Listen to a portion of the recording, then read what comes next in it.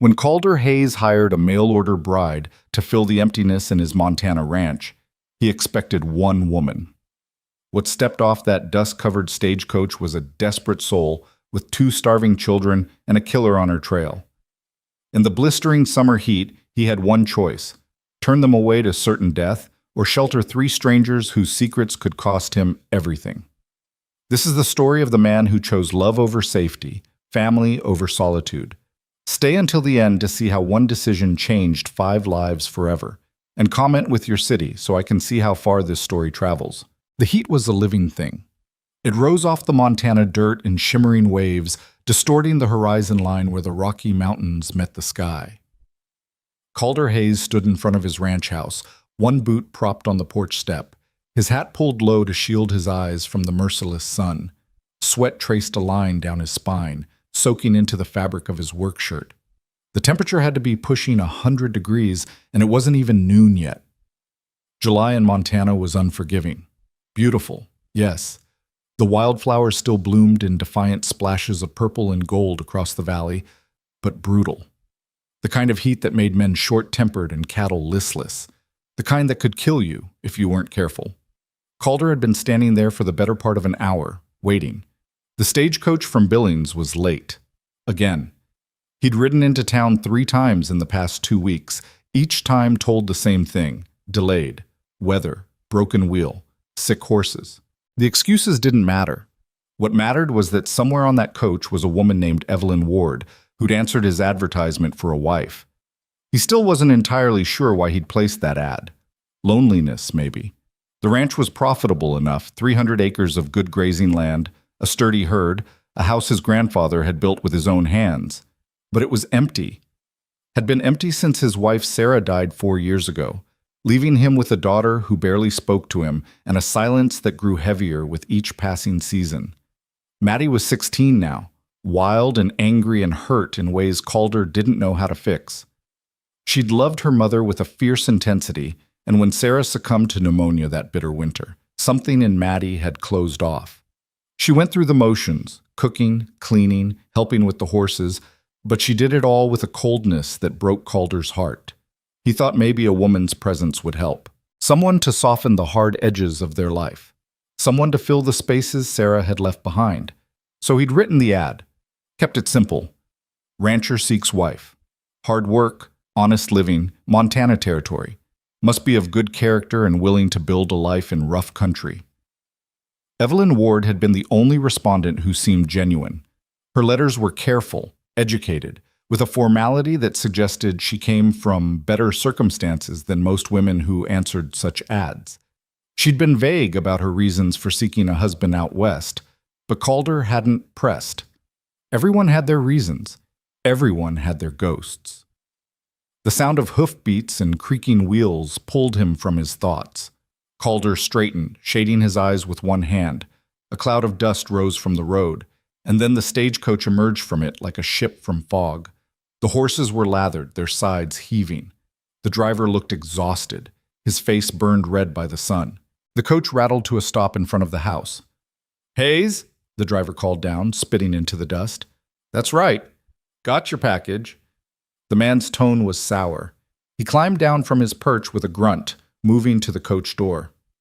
"Though I gotta say, this ain't what I signed up for." Calder's jaw tightened. "Something wrong?" "You'll see." The driver yanked open the door. "All right, folks, end of the line." For a moment, nothing happened. Then a hand appeared, slim, feminine, gripping the doorframe. A woman emerged, stepping carefully down onto the running board. She was younger than Calder expected, late 20s, maybe 30, with dark hair pulled back in a bun that had mostly come undone during the journey. Her dress was plain but well made, though now it was wrinkled and stained with travel dust. She had a face that might have been pretty under different circumstances, but right now it was drawn tight with exhaustion and something else. Fear. But it wasn't the woman who made Calder's breath catch. It was what came after her. A boy climbed out next, maybe 10 or 11 years old. He was thin, too thin, with dark circles under his eyes and a wariness in his face that no child should have. His clothes hung loose on his frame, and he moved with the careful economy of someone who'd learned not to draw attention. Then came a little girl. She couldn't have been more than 5. She had the same dark hair as the woman, but where the boy was wary, the girl was simply absent. Her eyes were huge in her small face, but they didn't focus on anything. She clutched a rag doll against her chest with both hands, and when the woman helped her down from the coach, she didn't make a sound. Calder stared. 3 people. 3. Miss Ward? His voice came out rougher than he intended. The woman turned to face him fully. Up close, he could see the fine bones of her face, the intelligence in her eyes, and the desperation. Mr. Hayes? She dipped her head in a gesture that might have been a curtsy under better circumstances. I apologize for the confusion. I can explain. That's 2 more than we discussed. The words came out flat, factual. I know. Her hands twisted together. I'm so sorry. There wasn't time to write and explain. I had to leave quickly, and they had nowhere else to go, and I couldn't just— Ma'am? The driver interrupted, his patience clearly exhausted. Your trunks. He'd already hauled 2 battered cases from the back of the coach and dropped them in the dust. Without another word, he climbed back onto his perch, snapped the reins, and the stagecoach lurched into motion. Within minutes, it was disappearing back down the road, leaving the 3 travelers standing in a cloud of settling dust. Silence fell over the yard. The boy's hand had moved to rest on a knife at his belt, a weapon that seemed far too large and serious for a child. His eyes never stopped moving, cataloging threats. The little girl just stared at nothing, her doll clutched tight. And the woman, Evelyn Ward, looked at Calder with an expression that was equal parts hope and dread. Mr. Hayes, she began again, I realize this isn't what you agreed to. I realize I've put you in an impossible position. If you want us to leave, I understand, but please— Her voice cracked slightly. Please at least let us rest for a few hours. Let the children have some water and food before we go. It's been 3 days of hard travel, and Lila— She glanced at the little girl. Lila needs— Who's after you? Calder interrupted. Evelyn's face went pale. What? Someone's after you. I can see it in every move you make, the way you keep looking at the road, the way that boy's hand is on his knife. Calder's voice remained steady, though his mind was racing. So I'll ask again. Who's after you? For a long moment, Evelyn said nothing. The sun beat down mercilessly. A hawk cried somewhere overhead. Then she lifted her chin, and Calder saw the core of steel beneath her exhaustion. My brother-in-law, she said quietly. Victor Ward. He's hunting us, and he won't stop until he gets Lila back. Why? Because she's the only witness who can prove he murdered her mother. The words hung in the air like the heat shimmer off the road. Calder looked at the little girl again. 5 years old, silent, traumatized, a witness to murder. Every instinct he had screamed at him to send them away, to protect his daughter, his land, his life from whatever hell these 3 people had brought with them. He'd wanted a simple solution to his loneliness, not a catastrophe. Not a killer on his doorstep, not 2 broken children and a desperate woman. But then he looked at Evelyn's face, the way she stood between the children and him, like a shield despite having no power to protect them. The way the boy's thin shoulders were set in a rigid line, ready to fight even though he had no chance of winning. The way the little girl didn't even seem to know where she was anymore. And he thought of Maddie, who'd lost her mother, who knew what it meant to have your world ripped apart. Inside, he said finally. All of you, before this heat kills you. Evelyn's eyes widened.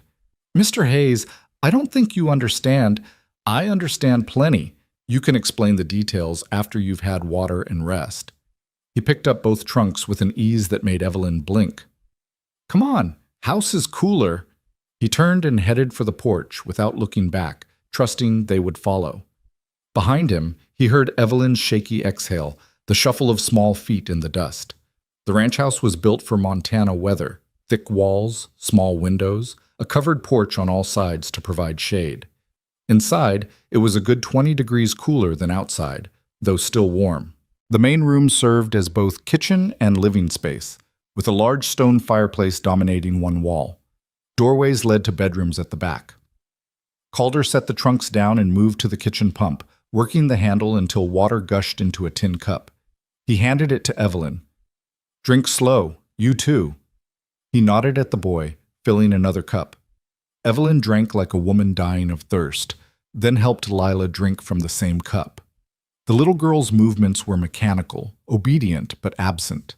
The boy took his cup and drained it in 3 long swallows, his eyes never leaving Calder's face. "What's your name, son?" Calder asked. "Jonah." The boy's voice was rough from disuse. "Jonah Ward." "You any relation to Miss Ward?" "She's my aunt." Jonah's hand stayed near his knife. "Lila's my sister." "And where are your parents?" Something dark flickered across Jonah's face. "Dead. Our ma died 6 months ago. Our pa—" His jaw clenched. "He ain't worth mentioning." "That would be Victor Ward," Calder said quietly. Jonah's eyes flashed. "That man ain't my father. Not anymore. Not after what he did." "Jonah?" Evelyn's voice held a warning. "Not now." "Why not?" Jonah turned to her, anger and grief warring in his young face. "He needs to know what kind of devil is coming for us. He needs to know what Victor's capable of." "I know enough," Calder said, though he suspected he knew very little. "You're all exhausted. There's a bedroom at the back. It's my daughter's, but she's out with the herd. You can rest there." "Your daughter?" Evelyn set down her cup carefully. "Mr. Hayes, I don't want to impose on your family any more than I already have." Little late for that. But Calder's tone wasn't unkind. "Come on, let's get you settled." He led them through the house to Maddie's room. It was sparse but clean, a bed, a dresser, a window that looked out over the valley. Maddie had taken most of her things with her when she'd ridden out at dawn, planning to stay with the herd for a few days. "It's small," Calder said, "but it's cool and private." Evelyn looked at the single bed, then at the 2 children. "We can't take your daughter's room." "You can and you will. She won't be back until tomorrow night at earliest." He paused in the doorway. "Rest. We'll talk when you're ready." He started to leave, but Evelyn's voice stopped him. "Mr. Hayes." She stood very straight, despite the exhaustion that lined her face. "Thank you. I know you have no reason to help us. I know we're not what you bargained for, but thank you for not turning us away." Calder looked at her, really looked at her. Beneath the travel dust and exhaustion, he saw a woman who'd been pushed to her absolute limit and kept going anyway. A woman who'd crossed territories with 2 children, knowing a killer was hunting them. A woman who'd answered a stranger's advertisement for marriage because it was the only door left open. "Get some rest, Miss Ward," he said finally. "We'll figure out the rest later."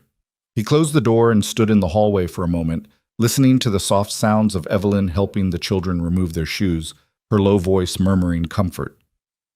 What the hell had he just agreed to? Calder moved back to the main room and sank into a chair at the kitchen table. Through the window, he could see the sun blazing down on his land, the pastures, the barn, the mountains rising in the distance. His land, his life. Simple and hard, and his. And now 3 strangers with a killer on their trail. He should send them away. The smart thing, the safe thing, would be to give them some supplies, point them toward the next town, and let them be someone else's problem. He had Maddie to think about, the ranch, his own life. But even as he thought it, he knew he wouldn't do it. Maybe it was because he'd seen too much death already. Sarah dying slowly, fever burning through her while he held her hand and couldn't do a damn thing to help. His own parents gone to illness and accident. He'd buried enough people. Or maybe it was simpler than that. Maybe it was the look in that little girl's eyes, the way she'd seen something so terrible it had stolen her voice. Maybe it was the boy's thin frame and warrior's stance. Maybe it was Evelyn's desperate courage. Or maybe he was just tired of being alone. The sound of a horse approaching pulled him from his thoughts. Calder moved to the window and felt his stomach tighten. Sheriff Alden Pierce was riding up the drive. Calder stepped out onto the porch, closing the door firmly behind him. Pierce was a good man, honest and fair, but he was also thorough. If he'd come all the way out from town, something was wrong. "Alden," Calder greeted him as the sheriff dismounted. "This is a surprise." Pierce was in his 50s, weathered by decades of frontier justice. He had kind eyes, but a lawman's instincts. He tied his horse to the porch rail and climbed the steps, removing his hat to wipe sweat from his brow. "Calder, sorry to drop in unexpected like this." He glanced at the trunk still sitting near the door. "Your mail-order bride arrive?" So the whole town knew. Of course they did. Nothing stayed secret in Montana territory. "She did," Calder said carefully. "Just an hour ago." "Traveling alone?" There it was. The question that mattered. Calder met Pierce's eyes steadily. "Why do you ask?" The sheriff sighed, pulling a folded paper from his vest pocket. "Because I got a telegram this morning from a U.S. Marshal named Victor Ward. Says his sister-in-law kidnapped his children and fled west. Says he's got legal custody and a warrant for her arrest." Calder's blood ran cold, but his expression didn't change. "That so?" "Says she's dangerous, unstable, that she took the children after his wife died, claimed he was unfit, and ran when the court said otherwise." Pierce unfolded the telegram, reading from it. 2 children, boy about 10, girl about 5. Woman's name is Evelyn Ward. And you came to check if she's here. I came because the stage driver reported dropping off 1 woman and 2 children at the Hayes Ranch about 2 hours ago. Pierce's voice was gentle but firm. I came because I need to know if those children are safe, Calder.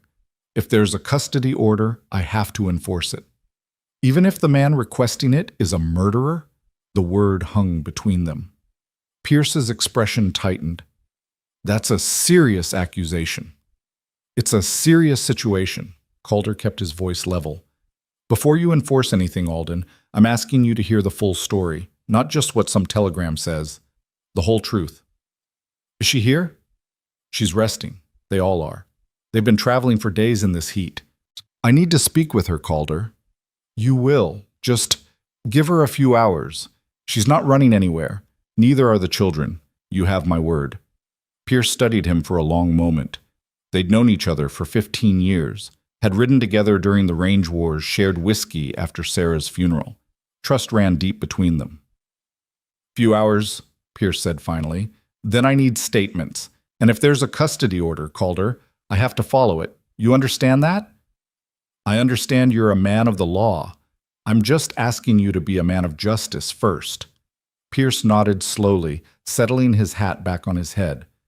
I'll be back at sundown. Have her ready to talk. He rode away, leaving Calder standing on the porch with dread settling in his gut like lead. Inside the house, he found Evelyn standing in the hallway. She'd heard everything. He's coming back, she whispered, her face ashen. He's going to take them. Not if we can prove Victor's guilty. Calder moved toward her. In your letters, you said you were a teacher. That means you can read and write, think clearly under pressure. So, here's what I need to know. What evidence do you have? Evelyn's hands trembled. Evidence? That Victor killed your sister, that he's unfit to have custody, anything that would stand up in a court or convince a sheriff. I have my testimony. Jonah's testimony. Lila saw it happen, but she can't speak. She hasn't spoken since... Her voice broke. Victor is a U.S. Marshal. He has authority, connections, legal documents. What do I have? The word of a woman and 2 children against a decorated lawman? Then we need more than words. Calder's mind raced. Your sister, how did she die officially? Accident. Victor reported that she fell down the stairs. Evelyn's voice turned bitter. But she had bruises, Calder. Old ones and new ones. I'd seen them before, tried to get her to leave, but she was afraid. And then one night, Victor came home drunk and angry, and Lila saw him. Saw him push Rebecca. Saw her fall. Anyone else see these bruises? A doctor? Something flickered in Evelyn's eyes. Yes, Dr. Rowan Mills. He was our family doctor in Philadelphia. He documented Rebecca's injuries several times over the years. Tried to convince her to press charges, but Victor was too powerful, too connected. And where's Dr. Mills now? He left Philadelphia 6 months ago. I heard he moved somewhere out west, but I don't know where. Calder felt a spark of hope. If we could find him, if he still has those records, that would be proof. But how? He could be anywhere from California to Colorado. We don't have time to... 3 days, Calder interrupted. That's how long it'll take for Victor Ward to get here if he's already on his way. 3 days to find a doctor, get documentation, and build a case. Think, Evelyn. Did Mills ever mention where he was going? Any town? Any territory? Evelyn closed her eyes, clearly trying to remember. He said something about Montana, about wanting to practice in a place that needed doctors, that wasn't so crowded. He mentioned... Her eyes snapped open. Silver Bow. He mentioned Silver Bow specifically, said a friend had written him about opportunities there. Silver Bow. Calder knew it. A mining town about 100 miles north. 2 days hard ride there and back. It was possible. Barely. But even if you find him, even if he still has the records, will it matter? Evelyn's voice was hollow with despair. Victor has a custody order. He has the law on his side. Then we prove he shouldn't. Calder moved to the cabinet where he kept his guns, checking his rifle. I'll ride to Silver Bow tonight, track down Dr. Mills. In the meantime, you stay here with the children. Don't go outside unless you have to. If anyone comes asking, you're putting yourself in danger for us. Evelyn stared at him. Why? You don't know us. You owe us nothing. This isn't your fight. Calder paused, rifle in hand, and turned to face her. Maybe it is, he said quietly. Maybe I'm tired of standing by while bad men win because good people are too afraid to act. Maybe I look at those kids and see my own daughter, and I can't stomach the thought of letting them go to someone who will hurt them. He met her eyes. Or maybe I just believe you, Miss Ward. Maybe that's enough. Tears welled in Evelyn's eyes, but she blinked them back fiercely. If you do this, if you help us, Victor will come after you too. He won't forgive it. He won't forget. Then he can get in line, Calder said. I've made enemies before. A small sound from the doorway made them both turn. Jonas stood there, still gripping his knife, his young face set in hard lines. I'm coming with you, the boy said. No, you're not. I can ride. I can shoot. And I ain't sitting here while another person risks their neck for us. Jonah's voice shook slightly, but his stance was firm. My ma died because we couldn't protect her. I won't let that happen to Aunt Evelyn or Lila. I won't. Calder saw himself in that boy, the rage, the helplessness, the desperate need to do something. He'd felt all of it when Sarah died. You'll protect them better by staying here, Calder said, not unkindly. Your aunt and sister need you more than I do. Can you do that? Can you be the man of the house while I'm gone? Jonah's jaw worked, emotions warring across his face. Finally, he nodded stiffly. Good man. Calder turned back to Evelyn. When Sheriff Pierce comes back, tell him the truth, all of it. He's a fair man. He'll listen. Buy me 3 days. That's all I need. 3 days, Evelyn repeated, as if trying to make herself believe it was possible. Outside, the sun was beginning its descent toward the mountains, but the heat remained brutal. Calder gathered supplies quickly, dried meat, hardtack, water, ammunition. He saddled his best horse, a rangy gelding named Smoke, who could cover ground fast and had stamina to spare. As he worked, Evelyn watched from the porch. The evening light softened her features, made her look younger, vulnerable. But her spine was straight, her chin lifted. Mr. Hayes, she called as he finished tightening the cinch. When I answered your advertisement, I thought I was coming to be a wife, to keep house and bear children and live a quiet life. I never imagined that you'd bring a war to my doorstep, Calder finished, swinging into the saddle.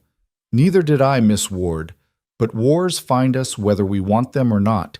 The only choice is how we fight them. He nudged Smoke into a trot, then a canter, heading north toward Silver Bow and whatever hope it might hold. Behind him, the Hayes Ranch grew smaller. His home, now sheltering 3 strangers whose fate had become tangled with his own. The sun beat down mercilessly as he rode, heat waves shimmering off the earth. But Calder barely noticed. His mind was racing ahead, planning, calculating odds.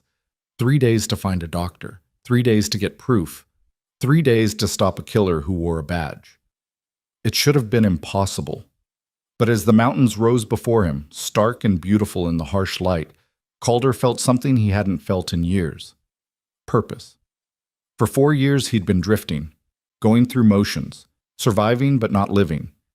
Now suddenly he had a reason to fight, not just for strangers but for something larger, for justice, for the kind of world he wanted his daughter to inherit. He pushed Smoke harder, and the horse responded, hooves pounding against the dry earth as they raced towards Silver Bow. Behind him, the sun sank lower, painting the sky in shades of fire and blood.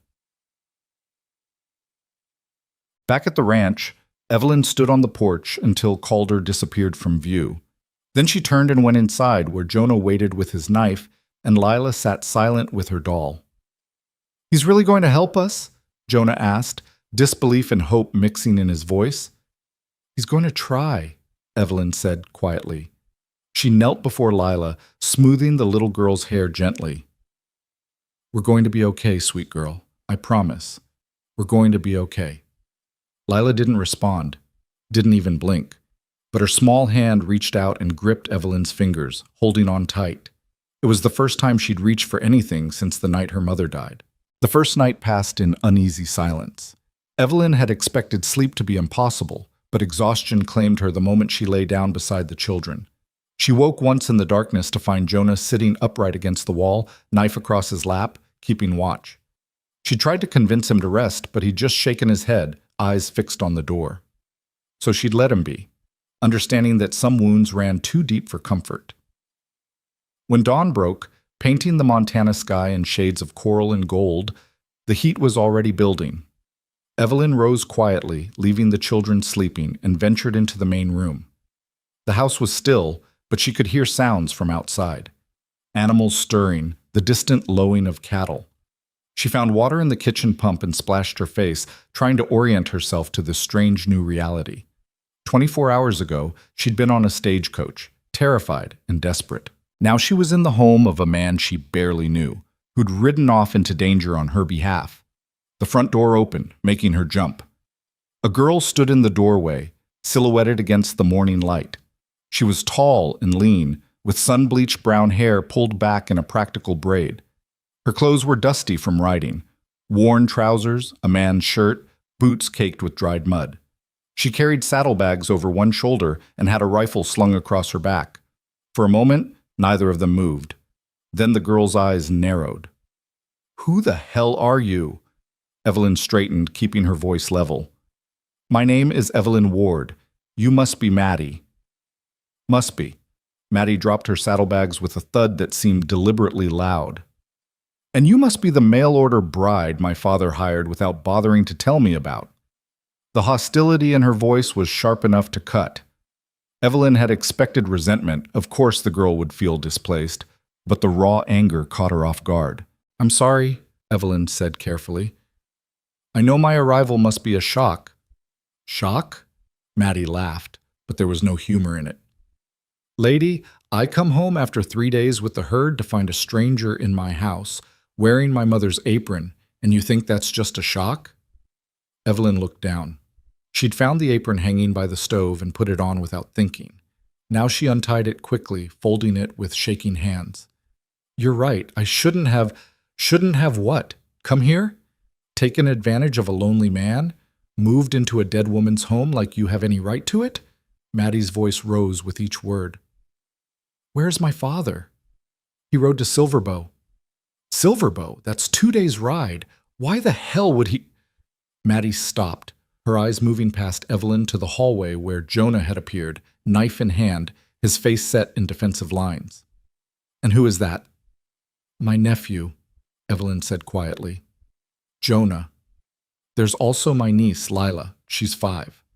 Maddie stared at her. "You brought children." "I had no choice. Everyone has choices." Maddie's tone was withering. She crossed the room, her boots loud on the wooden floor, and began gathering supplies from the kitchen: bread, cheese, dried meat. "My father advertised for a wife. One woman, not a whole damn family. I know what he advertised for, but circumstances—" "I don't care about your circumstances." Maddie shoved the food into a sack with sharp, angry movements. "I don't care about you or your nephew or your niece. This is my home, mine and my father's, and I want you gone." The words hit like physical blows, but Evelyn forced herself to stay calm. She recognized this anger, had seen it in her students back in Philadelphia when they were hurting. Maddie wasn't angry at Evelyn specifically. She was angry at the world for taking her mother, for changing everything, for forcing her to confront the fact that life moved forward whether you were ready or not. "I understand," Evelyn said softly. "I understand you don't want us here, and if your father decides to send us away when he returns, we'll go. But right now we have nowhere else to be. So I'm asking you for just a few days to let us stay." "Asking me?" Maddie whirled around. "This isn't my decision to make, apparently. My father already made it without consulting me, just like he made the decision to advertise for a wife without asking if I wanted a new mother, just like he makes every decision about my life without caring what I think." Tears shone in her eyes now, though her jaw was clenched tight against them. "I don't want to replace your mother," Evelyn said gently. "No one could." "You're damn right about that." Maddie grabbed her saddlebags. "I'm going back out to the herd. When my father gets back, you tell him I don't want to meet his new family. Tell him I'm fine on my own." She stormed toward the door, but Jonah stepped into her path. "Move," Maddie growled. "You're angry at the wrong person," Jonah said, his young voice steady despite the tension radiating off the older girl. "Your pa didn't ask for us to show up. We're the ones who complicated his life.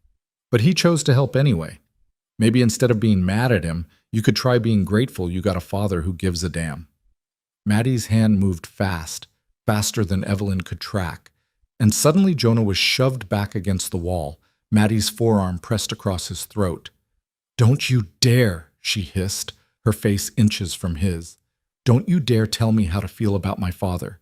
You don't know anything about us, about what we've been through." "I know what it's like to lose a mother." Jonah's voice was strained but defiant. "I know what it's like to watch someone you love die while you stand there helpless. So yeah, I do know. And I also know that pushing away the people trying to help you is a good way to end up alone." For a long moment, they stayed frozen, Maddie pressing Jonah against the wall, Jonah refusing to break eye contact. Then Maddie released him abruptly and stepped back, her chest heaving. "3 days," she said, not looking at Evelyn. "You get 3 days. After that, I want you gone." She left, slamming the door hard enough to rattle the windows. Evelyn released a breath she hadn't known she was holding. "Are you all right?" Jonah rubbed his throat, nodding. "She's scared." "Scared?" "Yeah. Under all that anger, she's terrified. Terrified of losing her father the way she lost her mother. Terrified that if she lets herself care about anyone new, they'll leave too." He looked at Evelyn with eyes that seemed far too old for his age. "I recognize it because I feel the same way." Before Evelyn could respond, a small voice came from the hallway. "Evie?" They both turned.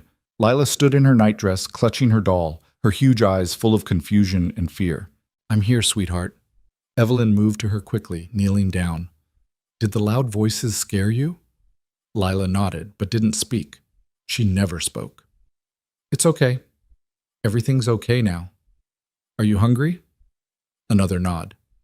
Evelyn led her to the table and began preparing a simple breakfast, bread and butter, some preserved fruit she found in the pantry. As she worked, she tried not to think about Maddie's words, about the 3-day deadline, about the fact that Calder might return empty-handed and they'd be right back where they started. Jonah joined them at the table, and they ate in silence. The morning heat was already intensifying, turning the house into an oven despite the thick walls. Evelyn could feel sweat gathering at her temples, soaking into the collar of her dress. "What do we do now?" Jonah asked finally. "We wait," Evelyn said. "Your Uncle Calder is trying to help us. We have to trust him." "And if the sheriff comes back before Calder does?" It was the question Evelyn had been trying not to ask herself. She met Jonah's eyes, so serious, so afraid despite his attempts to seem brave. "Then I tell him the truth," she said quietly, "and I pray he's the kind of man who values justice over law." The day crawled forward with agonizing slowness. The heat made every movement feel like wading through molasses. Evelyn tried to keep busy, washing clothes, tidying the house, anything to keep her mind occupied, but it was impossible not to glance at the windows every few minutes, watching the road for approaching riders. Lila sat in the corner with her doll, humming tunelessly. It was the only sound she ever made, that wordless humming, like a ghost trying to remember a song. Jonah kept watch at the window, his knife always within reach. Around midday, Evelyn heard hoofbeats. Her heart seized in her chest. "Someone's coming," Jonah reported, his hand moving to his weapon. Evelyn moved to the window. A single rider approached. Sheriff Pierce, just as he'd promised. Alone, at least. That was something. "Stay inside with Lila," Evelyn told Jonah. "Let me handle this." She stepped out onto the porch, squinting against the brutal sun. The sheriff dismounted, moving with the careful deliberation of a man who'd rather be anywhere else. "Miss Ward," he greeted her, removing his hat. "I said I'd be back." "You did." Evelyn's throat felt dry. "Would you like water, Sheriff? It's hot." "It is that." Pierce climbed the porch steps and accepted the cup she offered from the pump. He drank deeply, then set it down with a sigh. "I need to speak with you about the children, ma'am, and I need to do it officially." "I understand." "Do you? Because what I need to tell you isn't easy to hear." Pierce pulled out the telegram again. "Victor Ward has legal custody of those children, Miss Ward, granted by a judge in Philadelphia after his wife's death. The court determined he was fit to parent, and you had no legal right to take them." The court didn't know the truth. "And what truth is that?" Evelyn took a breath, steadying herself. This was it. The moment to convince him or lose everything. "The truth is that Victor Ward murdered my sister," she said clearly. "He beat her for years. I saw the bruises. I begged her to leave him, but she was afraid of what he'd do, afraid he'd take the children. And then 6 months ago, he came home drunk and pushed her down the stairs. His own daughter watched it happen." Pierce's expression didn't change. "That's a serious accusation, ma'am." "It's the truth." "Can you prove it?" "Not yet. But Mr. Hayes is searching for a doctor who documented my sister's injuries. If he can find him, if he can bring back medical records, that would be proof." "And if he can't?" Evelyn's hands trembled. "Then I'm asking you to believe me anyway. I'm asking you to look at those children and see what I see. 2 kids who've already lost their mother. Don't send them back to the man who killed her." Pierce was quiet for a long moment, studying her face. When he spoke again, his voice was gentler. "I've been a lawman for 23 years, Miss Ward. I've learned to spot liars pretty well. And I don't think you're lying, but the law doesn't work on intuition. It works on evidence. Without proof, I have to honor that custody order. How much time do I have?" "Victor Ward sent that telegram yesterday. If he caught a train east to Chicago, then another west, he could be in Billings by tomorrow night, here the day after." Pierce replaced his hat. 2 days, maybe 3 if we're lucky. After that, I have no choice." 3 days, Evelyn repeated, her voice barely above a whisper. "Mr. Hayes said he needed 3 days." "Then you better pray he finds what he's looking for." Pierce moved toward his horse, then paused. "Miss Ward, if what you're saying is true, if Victor Ward really did kill his wife, then he's a dangerous man. You need to be prepared for that. Prepared for what he might do when he gets here." "I know what he's capable of, Sheriff. That's why I ran." Pierce nodded grimly and mounted his horse. "I'll stall as long as I can, but 3 days is all I can give you." He rode away, leaving Evelyn standing alone on the porch, the sun beating down mercilessly. Inside, Jonah waited with wild eyes. What did he say? "We have 3 days, maybe less." Evelyn sank into a chair, suddenly exhausted. "After that, if your Uncle Calder doesn't return with proof, the sheriff has to enforce the custody order." "Then we run again." Jonah's voice was hard. "We take Lila, and we run." "Where?" "Victor will find us, Jonah. He always finds us. He's a U.S. Marshal. He has resources, connections, authority. We can't keep running forever." "Then what do we do?" The desperation in Jonah's voice broke her heart. "What do we do, Aunt Evelyn?" "We trust Mr. Hayes," she said, trying to sound more confident than she felt. "And we prepare." "Prepare for what?" "For whatever comes." That evening, as the sun finally began its descent and the temperature dropped from unbearable to merely oppressive, Evelyn heard the front door open again. She tensed, but it was only Maddie returning from wherever she'd spent the day. The girl looked exhausted, her face sunburned, her clothes soaked with sweat. She moved through the main room without speaking, heading for her bedroom, then stopped when she saw Evelyn and the children sitting at the table for dinner. "That's my room," Maddie said flatly. "I know. We can sleep in the barn if It's fine, Maddie cut her off. Keep it. I'll take my father's room. She grabbed some bread and cheese and disappeared into Calder's bedroom, closing the door firmly. Evelyn looked at Jonah, who shrugged. Still scared, he said quietly. The next day passed in similar fashion, heat and tension and waiting. Maddie avoided them, though Evelyn caught her watching Lila once or twice with an expression that might have been curiosity beneath the resentment. Jonah spent hours outside despite the heat, practicing with his knife, doing drills that looked military in their precision. When Evelyn asked where he'd learned such things, he'd just said, "Victor taught me," before he became a monster. Lila hummed her wordless songs and clung to Evelyn's skirts, flinching at every loud sound. And Evelyn counted the hours, watching the road, praying for a rider who didn't come. On the second night, she woke to find Maddie sitting on the porch in the darkness. The girl had her rifle across her lap, staring out at the moonlit valley. Evelyn stepped outside quietly. Couldn't sleep? Someone needs to keep watch, Maddie said, without looking at her. My father's gone. That leaves me. Jonah's been watching too. That kid? Maddie's tone was scornful. He's 10 years old. He's 11. And he's killed a man.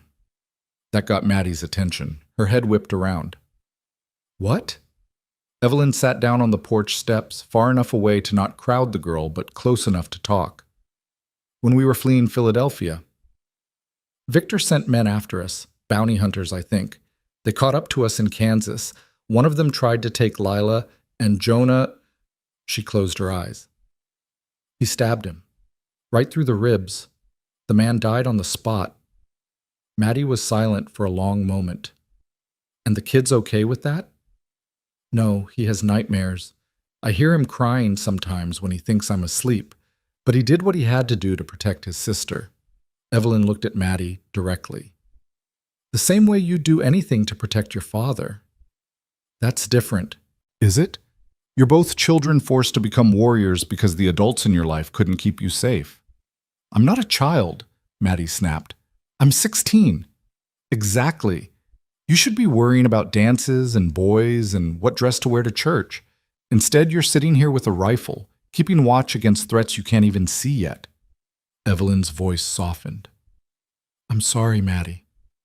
I'm sorry my presence here has forced you into this position. I'm sorry your father felt he needed to find a wife. I'm sorry your mother died and left you alone. Don't. Maddie's voice cracked. Don't talk about my mother. Why not? She was your mother. You're allowed to grieve her. You're allowed to be angry that she's gone. I'm not angry. Maddie stopped, her jaw clenching. It doesn't matter. It matters to your father. It matters that you're hurting and he doesn't know how to help you. He doesn't need to help me. I'm fine. You're not fine. Neither is he. Neither am I, for that matter. Evelyn leaned back against the porch post. We're all just broken people trying to survive, trying to protect the ones we love. And sometimes that means accepting help from strangers. Maddie was quiet for so long that Evelyn thought the conversation was over. Then, in a voice barely above a whisper, the girl said, My mother died 4 winters ago. Pneumonia. It came on fast. One day she was coughing. 3 days later she was burning with fever. And by the end of the week, she swallowed hard. She died at night. I was holding her hand. My father was on the other side of the bed. And right at the end, she looked at me and said, Take care of your papa. Like she knew he'd fall apart without her. And have you taken care of him? I've tried, but he's so empty. Like half of him died with her. He goes through the motions, running the ranch, feeding the animals, fixing what needs fixing. But there's no joy in it anymore. No life. Maddie's hands tightened on the rifle. And then he placed that advertisement, and I knew he was trying to replace her, trying to fill the hole she left behind with someone new. He's not trying to replace her, Evelyn said gently. You can't replace someone you love, but you can learn to live again. That's what he's trying to do. Live, not just survive. And what about you? Maddie turned to look at her. Why did you answer his ad? What are you running from? The same thing you are. Grief and fear and loneliness. My sister was my best friend, Maddie. When she died, when she was murdered, a part of me died too. And taking Jonah and Lila wasn't just about saving them. It was about saving myself, about having a purpose beyond just existing. They sat in silence for a while, the night air finally cooling after the brutal heat of the day. Somewhere in the distance, a coyote howled. "I don't hate you," Maddie said finally. "I want to. It would be easier if I did, but I don't. I don't hate you either. Even though I've been awful to you, you've been honest. That's not the same as awful." Evelyn stood, brushing dust from her dress. "Get some sleep, Maddie. I'll keep watch for a while." "You don't know how to use a rifle? Then teach me." Maddie looked at her for a long moment, then stood and handed over the weapon. "Hold it like this. Finger off the trigger until you're ready to shoot. Sight down the barrel. And if someone comes that you don't recognize, wake me immediately." "I will." Maddie went inside, leaving Evelyn alone with the rifle in the darkness and the weight of responsibility. She'd never fired a gun in her life, but she'd do whatever it took to protect these children, even the one who resented her presence. The third day dawned hot and clear. Calder had been gone 2 full days now. If he'd made good time to Silverbow, found Dr. Mills immediately, and ridden straight back, he might arrive today. Might. Evelyn tried not to calculate the odds, tried not to think about what would happen if Victor arrived first. Around noon, Jonah came running from his lookout post near the road. "Riders, 3 of them!" Evelyn's heart plummeted. "Is it Calder?" "No, I don't recognize any of them." Maddie appeared from the barn, rifle in hand. Her face was grim. "Get inside, all of you. Now!" They moved quickly, Evelyn gathering Lila while Jonah grabbed his knife. Inside the house, Maddie positioned herself at the window, rifle ready. "Who are they?" Evelyn asked, her voice tight with fear. "Don't know yet, but 3 armed men riding up to a ranch where they know the owner's away? That's never good." Maddie's finger rested near the trigger. "Stay behind me." The riders came closer, and Evelyn could see them more clearly now. 3 men, rough-looking, with the bearing of people who lived hard and violent lives. The one in front had a scar across his cheek and a badge pinned to his vest. A badge. "Oh, God," Evelyn breathed. "Oh, God, no." "What?" Maddie glanced back at her. "That's not Victor, but those are his men. He must have sent them ahead." The riders stopped in front of the house. The scarred man dismounted, his hand resting casually on his pistol. "Evelyn Ward," he called out. "We know you're in there. Come on out. We just want to talk." Maddie's jaw clenched. "That's a lie." "I know." Evelyn's mind raced. "They won't leave without us. Without the children." "Then they're not leaving." Maddie raised her voice, calling through the window. "This is private property. You've got no business here." The scarred man laughed. "That's so. Well, little girl, I've got a legal warrant for the arrest of Evelyn Ward and the return of 2 minor children to their legal guardian. That gives me plenty of business." "Where's your proof? Show me the warrant." "I don't need to show you anything, sweetheart. Now, you can make this easy, or you can make it hard. Either way, we're taking those kids." Maddie's hands tightened on the rifle. "Like hell you are." One of the other men moved his horse forward, reaching for his gun. Maddie's rifle cracked, and dust exploded at the horse's feet. The animal reared, nearly throwing its rider. "Next one goes through flesh," Maddie shouted. "Get off our land!" The scarred man's expression darkened. "You just made a big mistake, girl." "No," a new voice said from behind them. "You did." Everyone turned. Sheriff Pierce sat on his horse at the edge of the property, his own rifle aimed at the 3 men. Behind him were 2 deputies, equally armed. "Sheriff," the scarred man said, his tone suddenly conciliatory. "Good to see you. These folks are harboring fugitives. We're just here to... You're here to start trouble is what you're doing." Pierce nudged his horse forward. "I'm the law in this county, Mr. Briggs. Deputy Briggs, working under U.S. Marshal Victor Ward." "Is that so?" "Then you know better than to show up at someone's property with guns drawn and threats made." Pierce's voice was steel. "You want to serve a warrant in my jurisdiction? You go through me first. That's how it works." "We tried going through you," Briggs shot back. "You've been stalling. The marshal won't be happy about that." "The marshal can take his happiness and shove it somewhere uncomfortable. I don't answer to him. I answer to the people of this county and to justice. Pierce gestured with his rifle. Now, you've got two choices. You can ride back to town nice and peaceful, wait for Marshal Ward to arrive, and we'll handle this legal and proper. Or you can try something stupid, and I'll have you in cells before sundown for trespassing, threatening, and discharge of a firearm within county limits. The three men exchanged glances. They were outnumbered and outmaneuvered. Briggs smiled, but there was no warmth in it. We'll be in town, Sheriff, waiting, but this ain't over. Never thought it was. The three riders turned and headed back down the road, dust rising in their wake. Pierce waited until they were out of sight before dismounting and approaching the porch. Everyone all right in there? Maddie lowered her rifle, her hand shaking slightly now that the adrenaline was fading. Yes, sir. Good shooting, Miss Hayes. Your daddy teach you that? Yes, sir. Pierce looked at Evelyn, who'd emerged onto the porch with Lila clinging to her skirts and Jonah behind her. Miss Ward, we need to talk. I know. Evelyn's voice was steady despite the terror still coursing through her. Sheriff, I appreciate you coming when you did, but nothing. Those men weren't here by accident. Victor Ward is close. Maybe a day away, maybe less. Pierce's expression was grave. And when he gets here, I won't be able to stop him. Not without proof. Where's Calder? Silver Bow. Looking for a doctor who can testify against Victor. Has he sent word? No, we haven't heard anything. Pierce cursed under his breath. Then we're running out of time. Victor will be here tomorrow, Miss Ward. Tomorrow.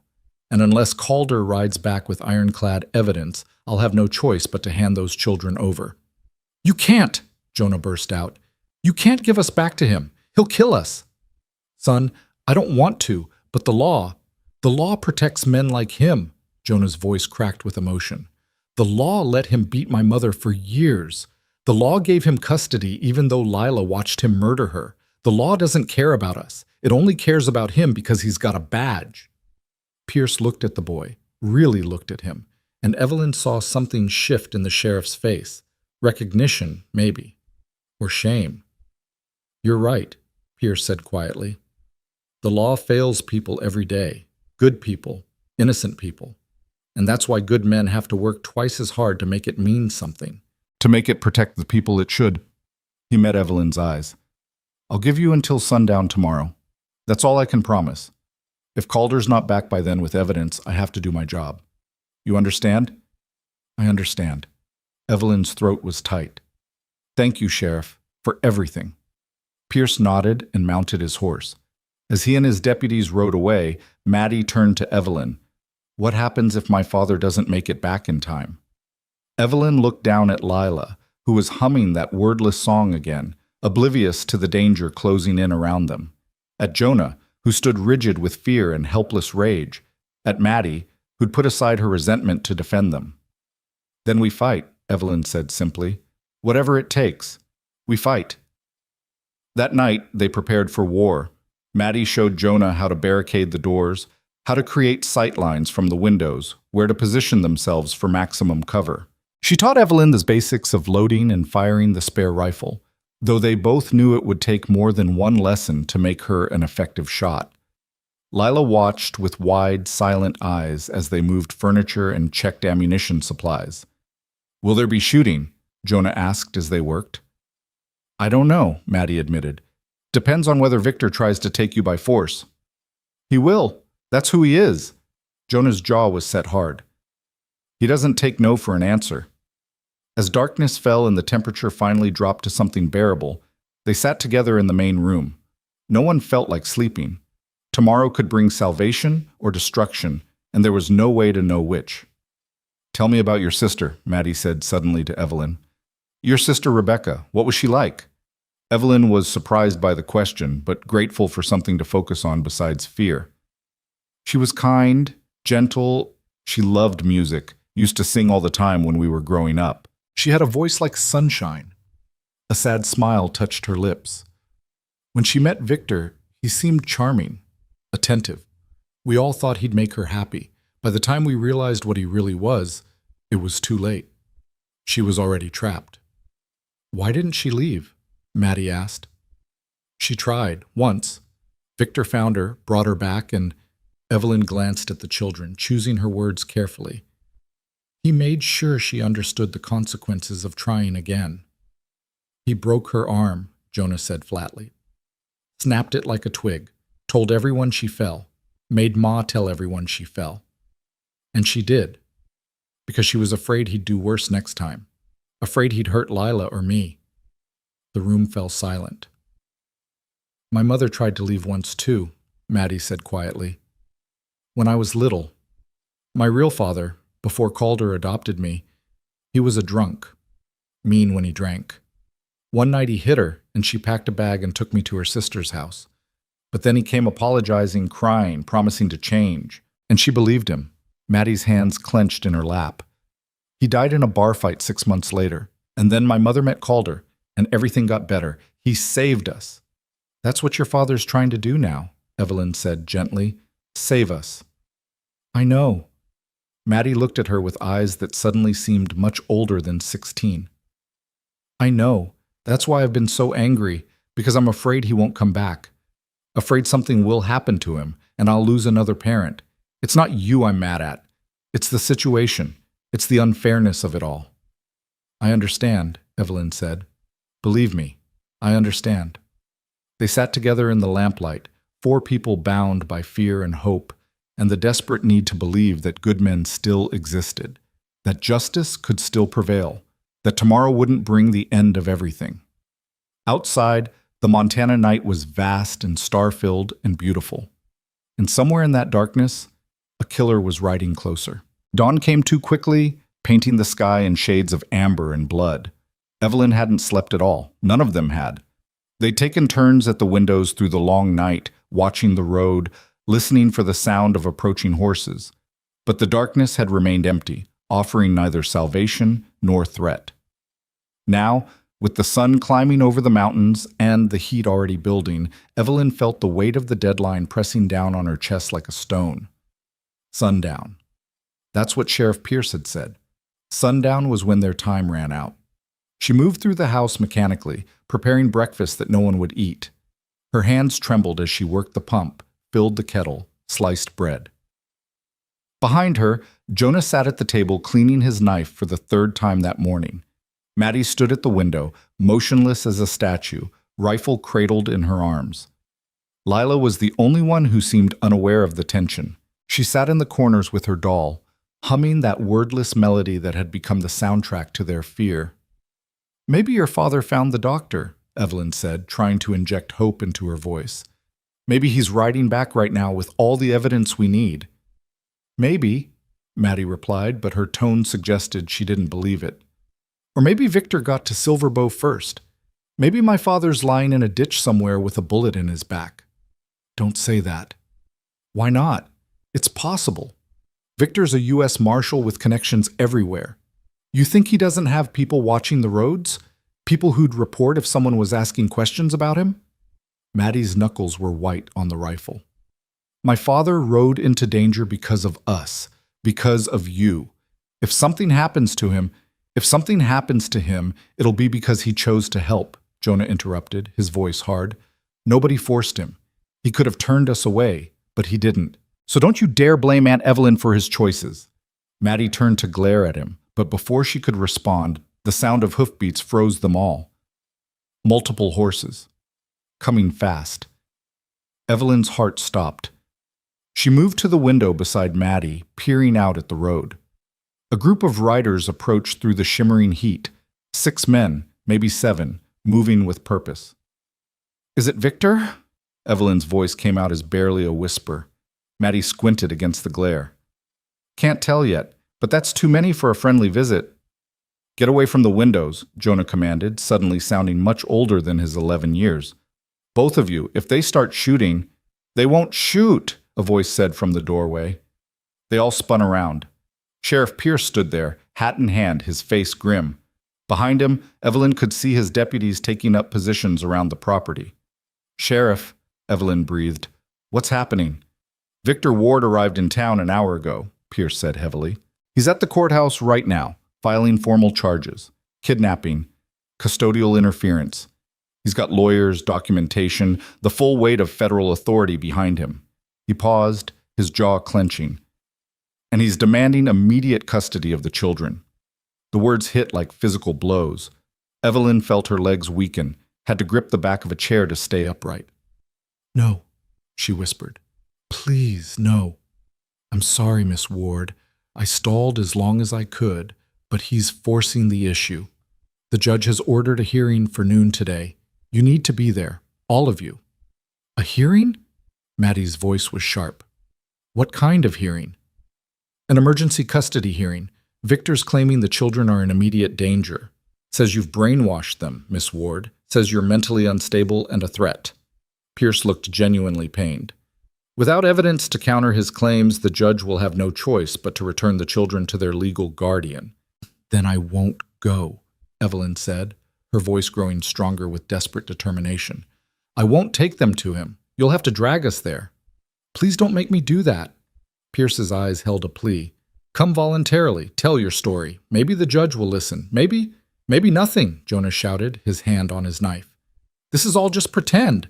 Victor's already won and you know it. He's got the law on his side, got the badge, got the power. We're just kids and a woman. Nobody cares what we say."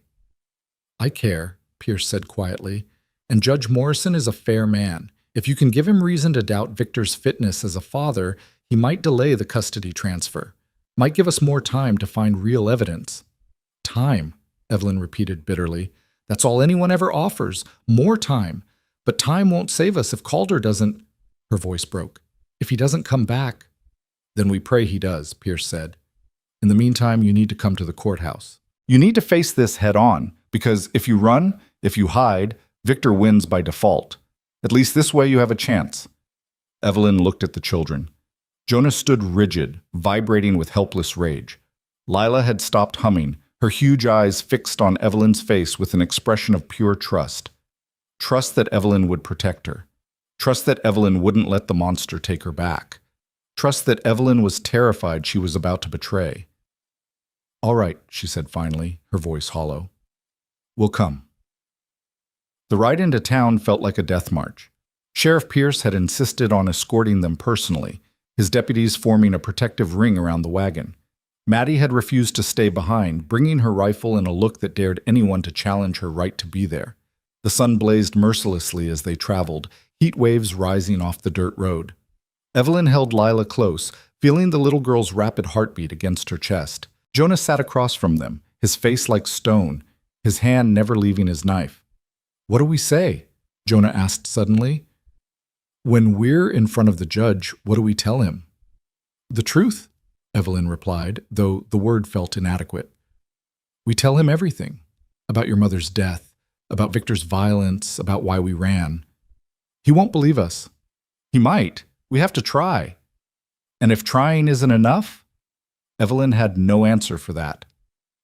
The town of Helena materialized through the heat shimmer, a collection of wooden buildings clustered around a main street, dusty and sun-bleached. The courthouse sat at the end of the street, a two-story structure that somehow managed to look both official and temporary, like everything else in Montana Territory. A crowd had gathered outside. Evelyn's stomach dropped when she saw them, townspeople drawn by gossip and spectacle, curious faces turning to watch as the wagon approached. And standing on the courthouse steps, surrounded by well-dressed men who could only be lawyers, was Victor Ward. He looked exactly as Evelyn remembered, tall and handsome in a cold way, with dark hair going gray at the temples and eyes like chips of ice. He wore his marshal's badge prominently on his vest, along with an expensive suit that screamed authority and respectability. When he saw them, his mouth curved in a smile that didn't reach those frozen eyes. "Evelyn," he called out, his voice carrying across the street, "how good to see you, and my children. Jonah, Lila, come here to your father." "You're not our father," Jonah shouted back, his young voice cracking with emotion. "You're a murderer," the crowd murmured. Victor's smile never wavered, but Evelyn saw his jaw tighten fractionally. "You see?" he said to the men around him, his tone sorrowful. "You see what she's done to them? Poisoned their minds against me. Turned my own children into strangers. That's a lie." Evelyn climbed down from the wagon, her legs shaking but her voice steady. "You know it's a lie, Victor. You know exactly why we left. You know what you did." "What I did?" Victor descended the steps slowly, deliberately, like a predator approaching wounded prey. What I did was lose my beloved wife to a tragic accident. What I did was grieve while trying to care for two traumatized children. What I did was trust you, my wife's sister, to help me through the darkest time of my life. He stopped a few feet away, and now his voice turned hard. And what did you do, Evelyn? You stole my children. You filled their heads with lies. You ran across the country like a thief in the night. I saved them from you. From me? Victor laughed, and several people in the crowd laughed with him. I'm a decorated U.S. Marshal. I've served this country for 15 years. I have commendations, references from senators and judges. What do you have? A history of mental instability. A pattern of wild accusations. The desperate fantasies of a spinster who wanted children of her own so badly she convinced herself I was a monster. You are a monster, Jonah said, stepping forward. His hand was on his knife, and for a moment Evelyn feared he would draw it. You killed my mother. I know it. Lila knows it. We saw what you really are. Victor's expression shifted, and suddenly the mask slipped just enough for Evelyn to see the rage beneath. Boy, you will show respect. All right, that's enough. Judge Morrison appeared in the courthouse doorway, a stout man in his 60s with a no-nonsense demeanor. This is a court of law, not a circus. Everyone inside, now. The courtroom was small and stifling, with wooden benches and windows that let in light but no breeze. Judge Morrison took his seat behind a worn desk that served as a bench, while Victor and his lawyers arranged themselves on one side of the room. Evelyn and the children sat on the other side, with Sheriff Pierce standing behind them like a silent guardian. Maddie had been stopped at the door by one of the deputies, her rifle confiscated. She sat in the back row, arms crossed, glaring at Victor with undisguised hatred. This hearing, Judge Morrison began, pulling out a pair of spectacles and settling them on his nose, is to determine the immediate custody of two minor children, Jonah Ward, age 11, and Lila Ward, age 5. Their father, U.S. Marshal Victor Ward, has filed for emergency custody, claiming the children were unlawfully removed from his care by their aunt, Miss Evelyn Ward. He looked up. Is that an accurate summary? It is, Your Honor, one of Victor's lawyers said, standing smoothly. He was a polished man with an Eastern accent and expensive clothes. My client is a grieving widower who has been denied access to his own children for 6 months. During that time, Miss Evelyn Ward has taken the children across multiple territories without permission, without legal authority, and without regard for their father's parental rights. Miss Ward? The judge turned to Evelyn. Do you dispute these facts? Evelyn stood on trembling legs. She had no lawyer, no prepared statement, nothing but the truth and the desperate hope that it might be enough. I took the children because they were in danger, Your Honor, she said, her voice stronger than she felt. Because Victor Ward murdered my sister, and I feared he would harm Jonah and Lila next. The courtroom erupted in murmurs. Judge Morrison banged his gavel. That's a serious accusation, Miss Ward. Do you have evidence to support it? Lila witnessed it. She saw Victor push her mother down the stairs. Lila is 5 years old and hasn't spoken since her mother's death, Victor's lawyer interjected smoothly. Hardly a reliable witness, Your Honor. And Miss Ward's claim contradicts the official police report, which ruled Mrs. Ward's death an accident. Because Victor wrote that report. Evelyn's voice rose. He's a U.S. Marshal. He controlled the investigation. Of course he called it an accident.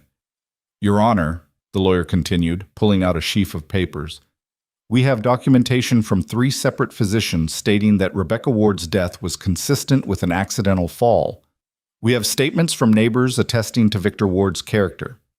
We have his service record showing 15 years of dedicated law enforcement. And we have, he pulled out another document, a psychiatric evaluation of Miss Evelyn Ward from 2 years ago, diagnosing her with severe anxiety and a tendency toward paranoid delusions. Evelyn felt the floor drop out from under her. That's not... I was grieving. My parents had just died, and I was struggling, but I'm not... The point is, the lawyer pressed on relentlessly, Miss Ward has a documented history of mental instability. She has made wild, unsubstantiated accusations against a decorated lawman. She has kidnapped 2 children and dragged them across the country, filling their minds with lies about their father. The children are clearly traumatized, but not by Marshall Ward, by her. Judge Morrison looked troubled. He turned to Jonah, who sat rigid in his seat. Son, I want you to tell me the truth. Did your father hurt your mother? Jonah stood, his thin frame shaking but his voice clear. Yes, sir. He beat her. For years. I saw the bruises. And the night she died, I heard them fighting. I heard my mother scream, and when I ran to help, I saw... His voice cracked. I saw him standing at the top of the stairs, and my mother was at the bottom, and she wasn't moving. You saw him push her? I didn't see the actual push, but he was there. He was the only one there. So you didn't actually witness the act itself, Victor's lawyer pounced. You're making an assumption based on your aunt's influence. She's convinced you that your father is guilty when in fact you have no direct evidence. I know what I saw, Jonah shouted. I know what kind of man he is. You know what a frightened, traumatized child thinks he saw, the lawyer said, his tone almost gentle now. And that's understandable. You lost your mother. You're confused, angry, looking for someone to blame. But your father loves you, Jonah. He wants to help you heal. He wants his family back. Judge Morrison turned to Lila, who sat in Evelyn's lap, clutching her doll. And the little girl? What does she say? She doesn't speak, Your Honor, Evelyn said quietly. She hasn't said a word since the night Rebecca died. The trauma, selective mutism, is a common response to grief in children, Victor's lawyer said. It doesn't prove abuse. It proves she's lost her mother and needs her father's care to recover. The judge was silent for a long moment, studying the papers in front of him. Evelyn could see the decision forming in his eyes, could feel hope slipping away like water through her fingers. Your Honor, please, she said desperately. There's a doctor, Dr. Rowan Mills. He treated my sister for years. He documented her injuries, knew what was happening. If you could just wait for him to testify. Where is this doctor? Judge Morrison asked. I'm not certain. We believe he's in Silver Bow, but so you're asking me to delay this hearing on the basis of testimony from a doctor who may or may not exist, who may or may not be in Silver Bow, who may or may not have records from years ago. The judge's tone was skeptical. Miss Ward, I sympathize with your position. Truly, I do. But I can't make decisions based on speculation. I need concrete evidence, and you haven't provided any. Give me one more day, Evelyn begged. Please, just 24 hours. If the doctor doesn't appear by then, I'll accept your decision. But please don't do this now. Don't send these children back to him. Victor stood, his voice oozing false concern. Your Honor, I understand my sister-in-law is desperate, but every day my children spend with her is another day of trauma, another day they're told lies about their father. For their sake, I ask that you end this immediately. Let me take my children home where they belong. Judge Morrison removed his spectacles, rubbing his eyes wearily. When he spoke, his voice was heavy with reluctance. Miss Ward, I want to believe you. I truly do. But without evidence, without corroboration, without any proof beyond your word and a child's confused memories, I cannot justify keeping these children from their legal guardian. Marshall Ward has presented compelling documentation of his fitness as a parent. You have presented accusations and fears. He paused. I'm sorry. But my decision is to return Jonah and Lila Ward to their father's custody, effective immediately. The words landed like a death sentence. Evelyn felt Lila's small body go rigid in her arms. Jonah made a sound like a wounded animal. Even Maddie gasped from the back of the room. No, Evelyn whispered. No, please. The decision is final, Judge Morrison said, though he looked genuinely pained. Marshall Ward, you may... The courthouse doors burst open. Every head turned as Calder Hayes strode into the room, covered in trail dust and sweat, his face haggard from days of hard riding. And beside him walked an older man with silver hair and a black medical bag, his clothes rumpled but his eyes sharp and intelligent. Your Honor, Calder said, his voice cutting through the stunned silence. My name is Calder Hayes, and this is Dr. Rowan Mills. We request permission to present evidence in this case. Judge Morrison stared. Victor's face went pale, then red with fury. This is highly irregular, the judge said. This hearing is concluded. Then reopen it. Calder interrupted. Because what Dr. Mills has to say changes everything. The judge looked from Calder to the doctor to Victor, whose expression had transformed into something savage beneath the veneer of respectability. Your Honor, Victor's lawyer said quickly, this is nothing more than a delay tactic. We have no idea who this man is or what he... I know exactly who he is, Dr. Mills said, his voice calm but carrying an undertone of steel. He moved forward, setting his medical bag on a table with a heavy thump. I was the Ward family physician in Philadelphia for 6 years. I treated Rebecca Ward on multiple occasions for injuries I documented extensively, and I can prove beyond any doubt that Victor Ward systematically abused his wife until the night he finally killed her. The courtroom exploded. People shouted, the judge banged his gavel, Victor lunged forward before his lawyers grabbed him. In the chaos, Evelyn clutched Lila tighter and met Calder's eyes across the room. He looked exhausted, battered by the journey, but his gaze held steady. He'd done it. He'd actually done it. Order, Judge Morrison roared, slamming his gavel repeatedly. I will have order in this courtroom. Slowly, the noise subsided. The judge pointed at Dr. Mills. You say you have evidence? I do, Your Honor. Dr. Mills opened his bag and pulled out a thick ledger. This is my medical journal from my time in Philadelphia. It contains dated entries for every treatment I provided to Rebecca Ward. He opened it, flipping through pages. March 17th, 1874. Patient presented with bruising to the ribs and upper arms, consistent with gripping and blunt force trauma. Patient claimed to have fallen, but injuries suggest otherwise. June 2nd, 1874. Patient presented with a broken wrist, facial contusions, and defensive wounds on her forearms. Again, patient claimed accident, but pattern indicates domestic violence. He continued reading, his voice never wavering, documenting years of abuse in clinical, devastating detail. With each entry, Victor's expression grew darker, his lawyers' faces more troubled. October 15th, 1874. Patient presented with bruising around her throat, consistent with strangulation. She broke down during the examination and confessed her husband was responsible. I urged her to press charges. She refused, citing fear for her children's safety. Dr. Mills looked up, his eyes boring into Victor. I documented everything because I knew that one day this man would kill her, and I was right. Your Honor, this is hearsay, Victor's lawyer protested, but his voice lacked conviction. These are old notes. They don't prove...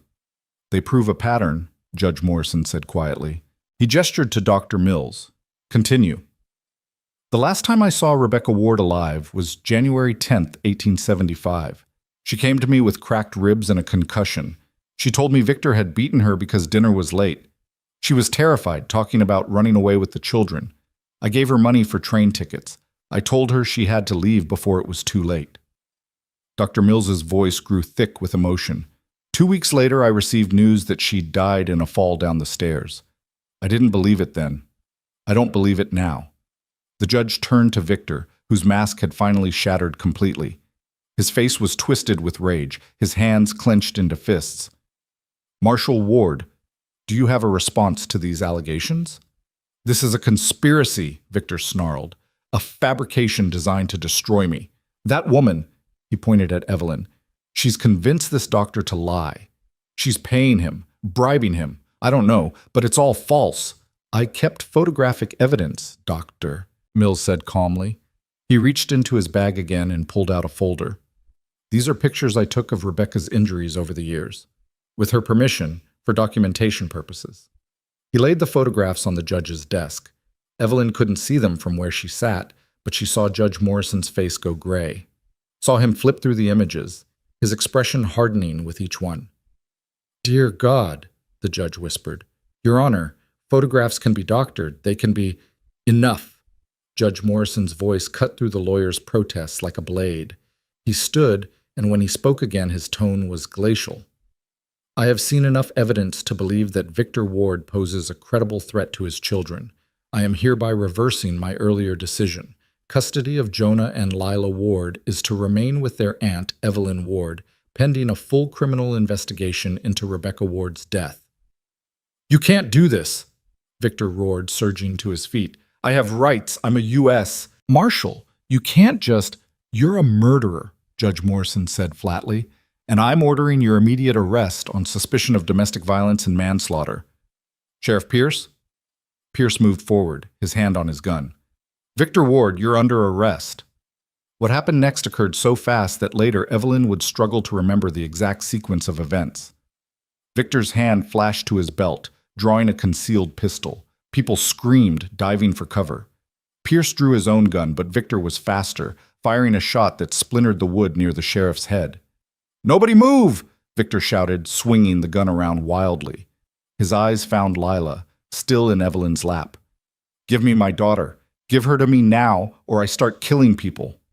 "Don't do this," Evelyn said, her voice shaking. She held Lila tighter, feeling the little girl's silent terror. "Don't make it worse." "Worse?" Victor laughed, a terrible sound. "How could it be worse? You've taken everything from me. My wife, my children, my reputation. You've destroyed my life with your lies." "They're not lies," Jonah said. He'd somehow moved during the chaos, positioning himself between Victor and Evelyn. His knife was in his hand now, held with a competence that spoke of training and determination. "Everything Dr. Mills said is true. Everything Aunt Evelyn said is true. You killed my mother, and you're not taking Lila. You're not taking either of us. Boy, put down that knife." Victor's gun centered on Jonah's chest. "I'm your father. You will obey me." "You're not my father. You're nothing." For a moment, the world hung suspended.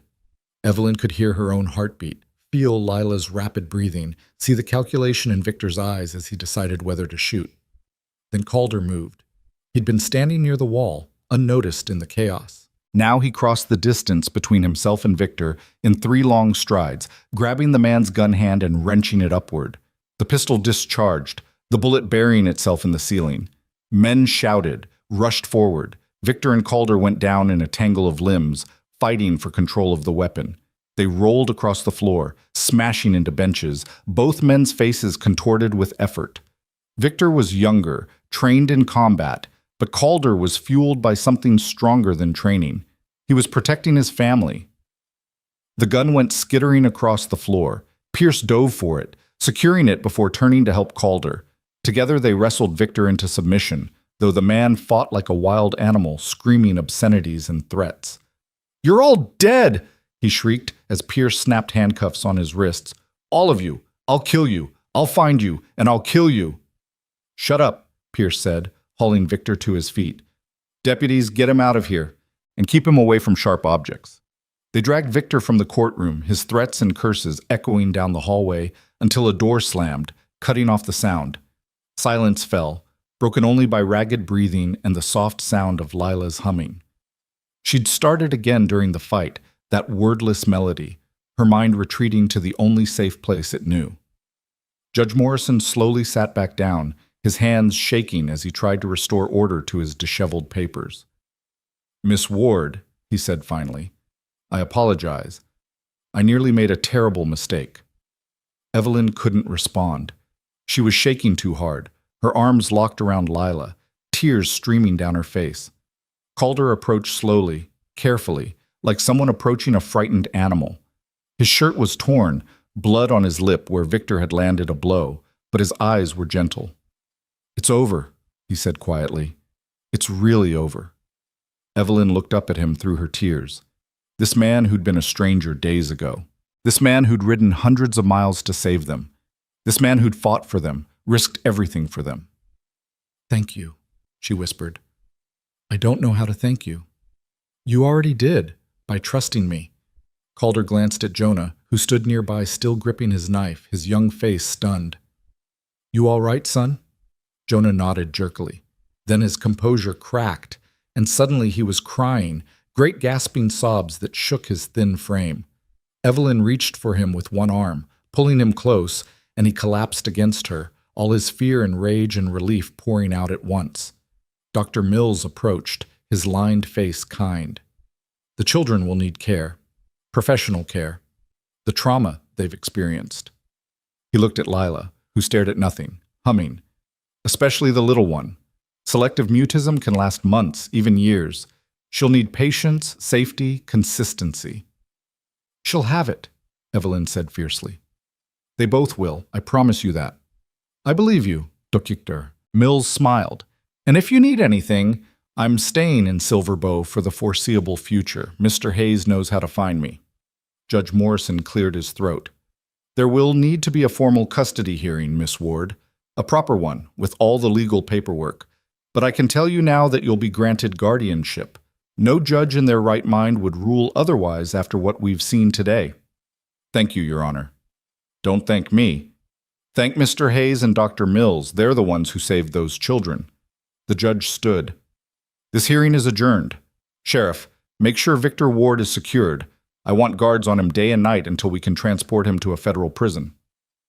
People began filing out of the courtroom, buzzing with shock and gossip.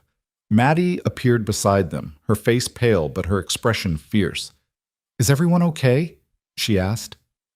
We're okay, Evelyn said.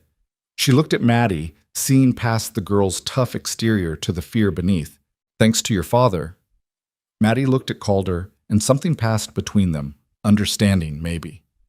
Forgiveness. Her hand reached out and gripped his arm briefly. You came back, she said quietly. Of course I came back. Calder's voice was rough with emotion. I'll always come back. As they walked out of the courthouse into the blazing afternoon sun, Evelyn felt something shift inside her. The fear that had been her constant companion for 6 months began to loosen its grip. Not gone. It would take time for that, but diminished. Victor Ward was in custody. The children were safe. And somehow, impossibly, they'd found refuge with a stranger who'd become something more. Jonah walked beside Calder, the man's hand resting on the boy's shoulder in a gesture of protection and comfort. Maddie carried Lila, murmuring softly to her, and Evelyn followed, feeling the Montana sun on her face, warm but no longer threatening. For the first time in longer than she could remember, the heat didn't feel like punishment. It felt like life. They didn't speak much on the ride back to the ranch. The wagon creaked through the afternoon heat, dust rising in lazy clouds behind them. But the oppressive weight that had pressed down on them for days had finally lifted. Evelyn held Lila in her lap, feeling the little girl's body gradually relax as the miles passed and the courthouse fell behind them. Jonah sat beside Calder on the driver's bench, his knife finally sheathed, his shoulders slowly coming down from their rigid defensive position. Maddie rode alongside on her horse, occasionally glancing at them with an expression Evelyn couldn't quite read. Not hostility anymore. Something softer. Something like acceptance, maybe. Or at least the beginning of it. As the ranch came into view, its weathered buildings golden in the late afternoon sun, Evelyn felt an unexpected sense of homecoming. She'd only been here 3 days. 3 days that felt like 3 years. But something about the place had already embedded itself in her chest, taken root in ways she hadn't anticipated.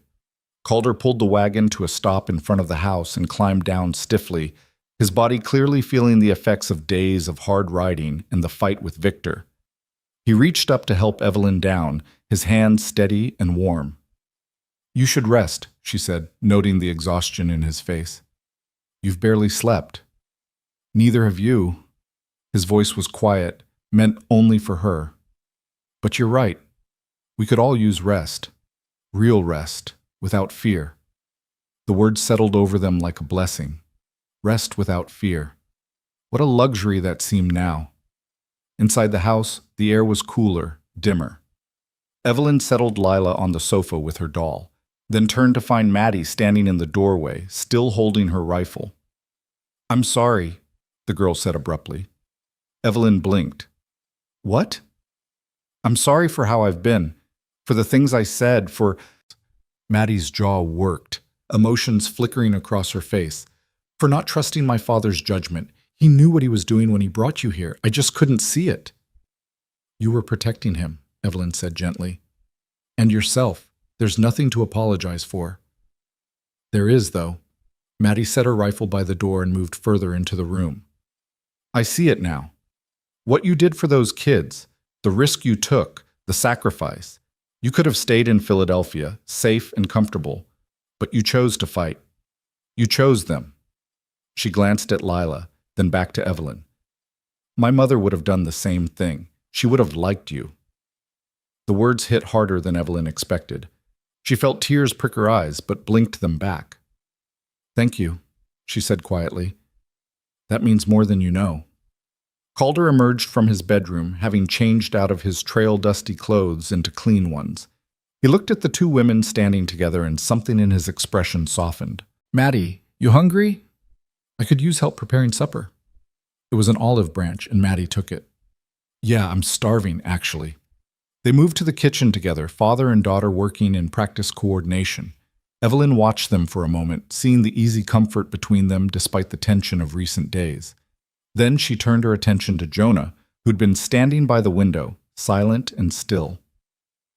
"Jonah? You all right?" He turned to face her, and she was startled to see tears on his cheeks. "I thought we were going to lose," he said, his voice breaking. "When the judge said we had to go back to him, I thought that was it, that we'd fought so hard and it didn't matter. But it did matter. We won. Because Mr. Hayes saved us. Because he rode all the way to Silverbow and found Dr. Mills and brought him back in time." Jonah wiped his face roughly. "I didn't think anyone would do that for us. I didn't think anyone cared enough." Evelyn moved to him, kneeling down so they were eye level. "People care, Jonah. Good people exist.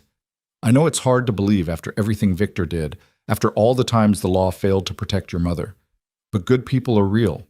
Mr. Hayes proved that." "I don't know how to thank him." "Then just tell him." Jonah nodded, squaring his shoulders.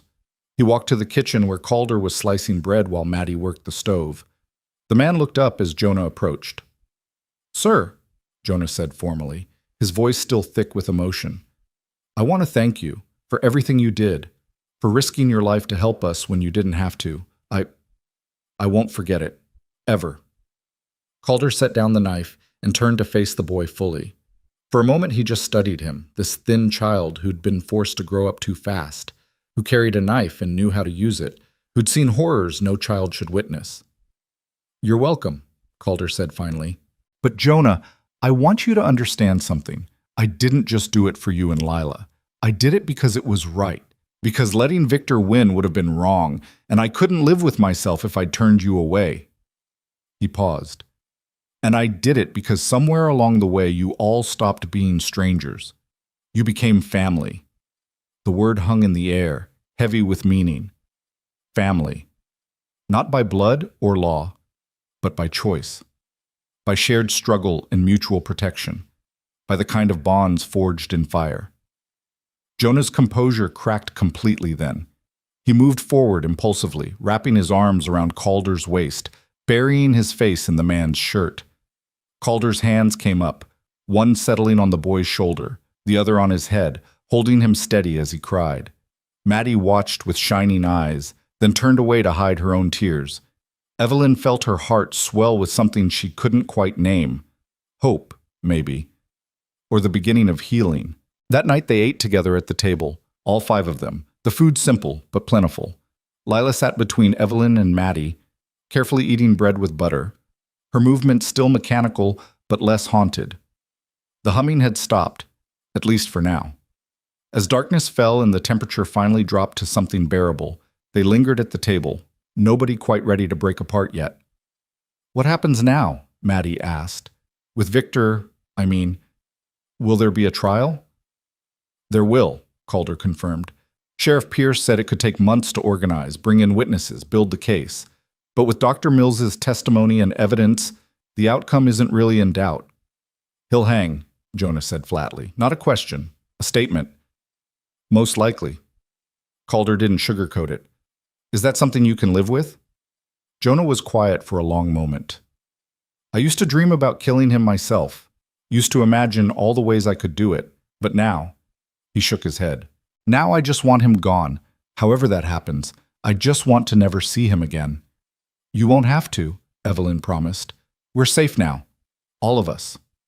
But even as she said it, a small voice in the back of her mind whispered that safety was never guaranteed, that Victor was still alive, still dangerous, still consumed with rage at what they'd done to him. She pushed the thought away. Tonight, they would celebrate their victory. Tomorrow's worries could wait. The days that followed settled into an unexpected rhythm. Evelyn had arrived expecting to be a mail-order bride, a wife, with all the duties and obligations that entailed. But Calder never pressed the issue. They existed in a strange limbo, sharing his house but not his name, caring for the children together but maintaining a careful distance. It was Maddie who finally addressed it, finding Evelyn alone in the kitchen one morning nearly a week after the courthouse confrontation. "Are you going to marry him?" the girl asked bluntly. Evelyn's hands stilled over the dishes she was washing. "I don't know. But that's why you came here, right? To be his wife?" "I came here to escape Victor. The marriage advertisement was just a means to an end." Evelyn dried her hands on a towel, choosing her words carefully. "Your father is a good man, Maddie. One of the best I've ever known. But he doesn't owe me marriage just because he helped us, and I won't trap him into something he might regret." "What if he wants to marry you? Has he said something to you?" "No, but I see the way he looks at you." Maddie's tone was matter of fact. "Like you're something precious. Like he's afraid you might disappear if he looks away too long." Evelyn felt heat rise in her cheeks. "I think you're imagining things." "I'm not. And for what it's worth," Maddie took a breath, "I think my mother would approve. I think she'd want my father to be happy again, to have someone who makes him laugh, who gives him purpose beyond just surviving." She met Evelyn's eyes directly. "You do that. You make him come alive in ways I haven't seen in years." Before Evelyn could respond, Jonah burst through the door, his face pale. "Sheriff's here," he said urgently, "and he looks upset." They all moved to the porch where Sheriff Pierce was dismounting, his expression grim. Calder emerged from the barn, wiping his hands on his work pants. "Alden," he greeted the sheriff, "what brings you out here?" "Bad news, I'm afraid." Pierce climbed the porch steps heavily. "Victor Ward escaped custody 3 days ago." The world seemed to tilt. Evelyn felt Jonah go rigid beside her, felt her own breath catch in her chest. "How?" Calder's voice was dangerously quiet. "He had help. 2 of his men, probably the same ones who rode out here before, ambushed the transport wagon taking him to Billings. Killed 1 deputy, wounded another. Victor took their horses and weapons and disappeared into the Badlands. So he's out there." Evelyn's voice came out barely above a whisper. "Somewhere. Free." "Not for long," Pierce said firmly. "We've got pauses out searching. The U.S. Marshal Service has issued a warrant for his arrest. He's one of their own gone rogue. They want him bad. Every lawman in 3 territories is looking for him." "That doesn't help us if he comes here first," Maddie said, her hand already moving toward where she'd leaned her rifle. "That's why I came to warn you. Victor's last known direction was south, toward Wyoming. But he's unpredictable, dangerous, and he's got nothing left to lose. You need to be prepared." "We will be." Calder's jaw was set in hard lines. "Thank you for the warning, Alden." After Pierce left, they gathered in the house to discuss options. Jonah wanted to run again, to keep moving until Victor was caught or killed. Maddie argued for fortifying the ranch, setting watches, preparing for a siege. Evelyn just felt numb, the brief taste of safety evaporating like morning dew under the merciless sun. "We can't let fear control us," Calder said finally. "Victor wants us afraid, wants us running, but this is our home. We stay, we prepare, but we don't stop living." "What if he comes?" Lila's voice was so small, so unexpected, that everyone froze. The little girl had spoken. For the first time in 6 months, she'd actually spoken. Evelyn dropped to her knees beside her, heart pounding. "Lila, sweetheart? What if the bad man comes?" Lila's huge eyes were fixed on Evelyn's face. "What if he takes me away?" Tears streamed down Evelyn's face, but she kept her voice steady. "He won't. I promise you, baby. We won't let him." "You promise?" Such trust in those 2 words, such desperate need to believe. "I promise." Evelyn pulled her close, rocking her gently. "You're safe here. We'll keep you safe."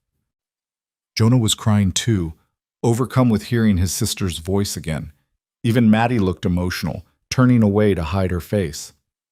Calder moved to them, kneeling beside Evelyn and Lila. "Lila, look at me." He waited until she met his eyes. "Your Aunt Evelyn is right. We're all going to protect you. Your brother, Miss Maddie, me, your aunt. We're a family now. And families protect each other. Do you understand? Lila nodded slowly. You're not bad like him? No, honey, I'm not. Promise? I promise. She seemed to accept this, nestling closer to Evelyn with a sigh. Within minutes, exhausted by the emotional breakthrough, she was asleep. She spoke, Jonah whispered, wonder in his voice. After all this time, she finally spoke. The trauma's breaking, Maddie said quietly. She's starting to heal. That night, they set watches. Calder took first shift, Maddie second, Jonah third despite protests about his age. Evelyn tried to sleep but couldn't, her mind spinning with possibilities. Victor was out there somewhere, hunting them. He'd killed to escape. He wouldn't stop until he was caught or dead. She rose in the darkness and found Calder on the porch, rifle across his lap, staring out at the moonlit valley. Couldn't sleep? He asked without turning. No. She sat beside him, careful to maintain some distance. I keep thinking I've brought this nightmare to your door. You and Maddie were safe before we arrived. Now you're in danger because of us. Stop. Calder's voice was firm but gentle. We've been over this. You didn't bring the nightmare. You were trying to escape it. There's a difference. Is there? Maddie could get hurt. You could get hurt, all because I answered your advertisement and brought trouble with me. Calder was quiet for a moment, his profile sharp in the moonlight. When he spoke, his voice carried a weight of consideration, of words chosen carefully. When Sarah died, I thought my life was over. Not literally, but in every way that mattered. I kept going for Maddie's sake, kept the ranch running, kept breathing, but I wasn't living, I was just existing. He turned to look at her fully. Then you showed up with 2 terrified children and a killer on your trail, and suddenly I had a reason to fight again. A purpose beyond just surviving another day. I don't understand. You woke me up, Evelyn, made me remember what it means to stand for something, to protect people who need protecting, to be the kind of man my daughter could be proud of. He reached out, his calloused hand covering hers. So no, you didn't bring trouble to my door. You brought life, challenge, meaning, and I wouldn't trade that for anything. Evelyn stared at him, feeling something shift in her chest. Calder. I'm not asking for anything, he said quickly. I know you came here out of desperation, not choice. I know you don't owe me anything just because I helped, but I want you to know that having you here, having all of you here, it's been a gift, not a burden. It's been a gift for me too, Evelyn said softly. I came here expecting duty and obligation, maybe loneliness in a different form, but instead I found... She struggled for the right words. I found home, real home, not just a place, but people who care, who fight for each other. Is that enough? Calder asked. To build something on? A home, a family, a future? I don't know. I haven't thought that far ahead. I've been too busy trying to survive. Then maybe it's time to start thinking about more than survival, about what comes next once Victor is dealt with. Before Evelyn could respond, a sound cut through the night, distant but distinct. Hoofbeats, moving fast. Calder was on his feet instantly, rifle raised. Inside. Now. Wake the others. Evelyn ran, her heart hammering. She shook Maddie awake first, then Jonah. Someone's coming. Calder says... I heard. Maddie was already grabbing her rifle, her movements practiced and efficient. Jonah, get Lila to the back bedroom. Stay with her. Don't come out no matter what you hear. But do it! Maddie's voice had the snap of command. We need you protecting your sister, not getting in the way. Jonah wanted to argue, but recognized the sense in it. He gathered Lila, still half asleep, and carried her to the back of the house. Evelyn and Maddie joined Calder on the porch, positioning themselves at different angles to cover the approach. The hoofbeats grew louder, closer. A single rider moving at breakneck speed through the darkness. Hold your fire, Calder commanded. Let's see who it is first. The rider burst into the yard, his horse lathered and blowing. In the moonlight, Evelyn recognized Sheriff Pierce's deputy, Thomas Grant. Don't shoot, he called out. It's Thomas Grant. I got news. Calder lowered his rifle but didn't relax. What news? Thomas dismounted quickly, his young face flushed with excitement and exhaustion. Victor Ward's dead. They got him this afternoon in the Wyoming Badlands. U.S. Marshal team caught up to him near the border. He drew on them, and they shot him dead. The words seemed to echo in the sudden silence. Victor Ward, dead. You're certain? Evelyn's voice shook. You're absolutely certain? Yes, ma'am. Sheriff Pierce sent me to tell you soon as we got word. Victor Ward is dead and gone. Can't hurt anyone ever again. Evelyn's legs gave out. She sank down onto the porch step, her whole body trembling with relief so intense it felt like pain. Maddie lowered her rifle, her face stunned. Calder just stood there, processing, making sure he'd heard correctly. How did it happen? He asked finally. From what we heard, the marshals tracked him to a canyon, called for him to surrender. He opened fire instead, killed one marshal, wounded 2 others. They returned fire and put 3 bullets in him. He died before they could get him to a doctor. Thomas shifted his weight. They're bringing the body back to Helena for identification. Sheriff says if any of you want to see him, confirm it's really him, you're welcome to. No. Evelyn's voice was firm. I don't need to see him. I just need to know he's gone. Then he's gone, ma'am. For good. After Thomas rode away, carrying their thanks and heading back to town, the 3 of them stood on the porch in silence. The night had returned to its peaceful stillness, crickets chirping, a light breeze rustling through the grass. It's over, Maddie said wonderingly. It's actually over. Not quite. Calder was still holding his rifle, still scanning the darkness with habitual caution. There's still the legal custody hearing, getting formal guardianship for the children.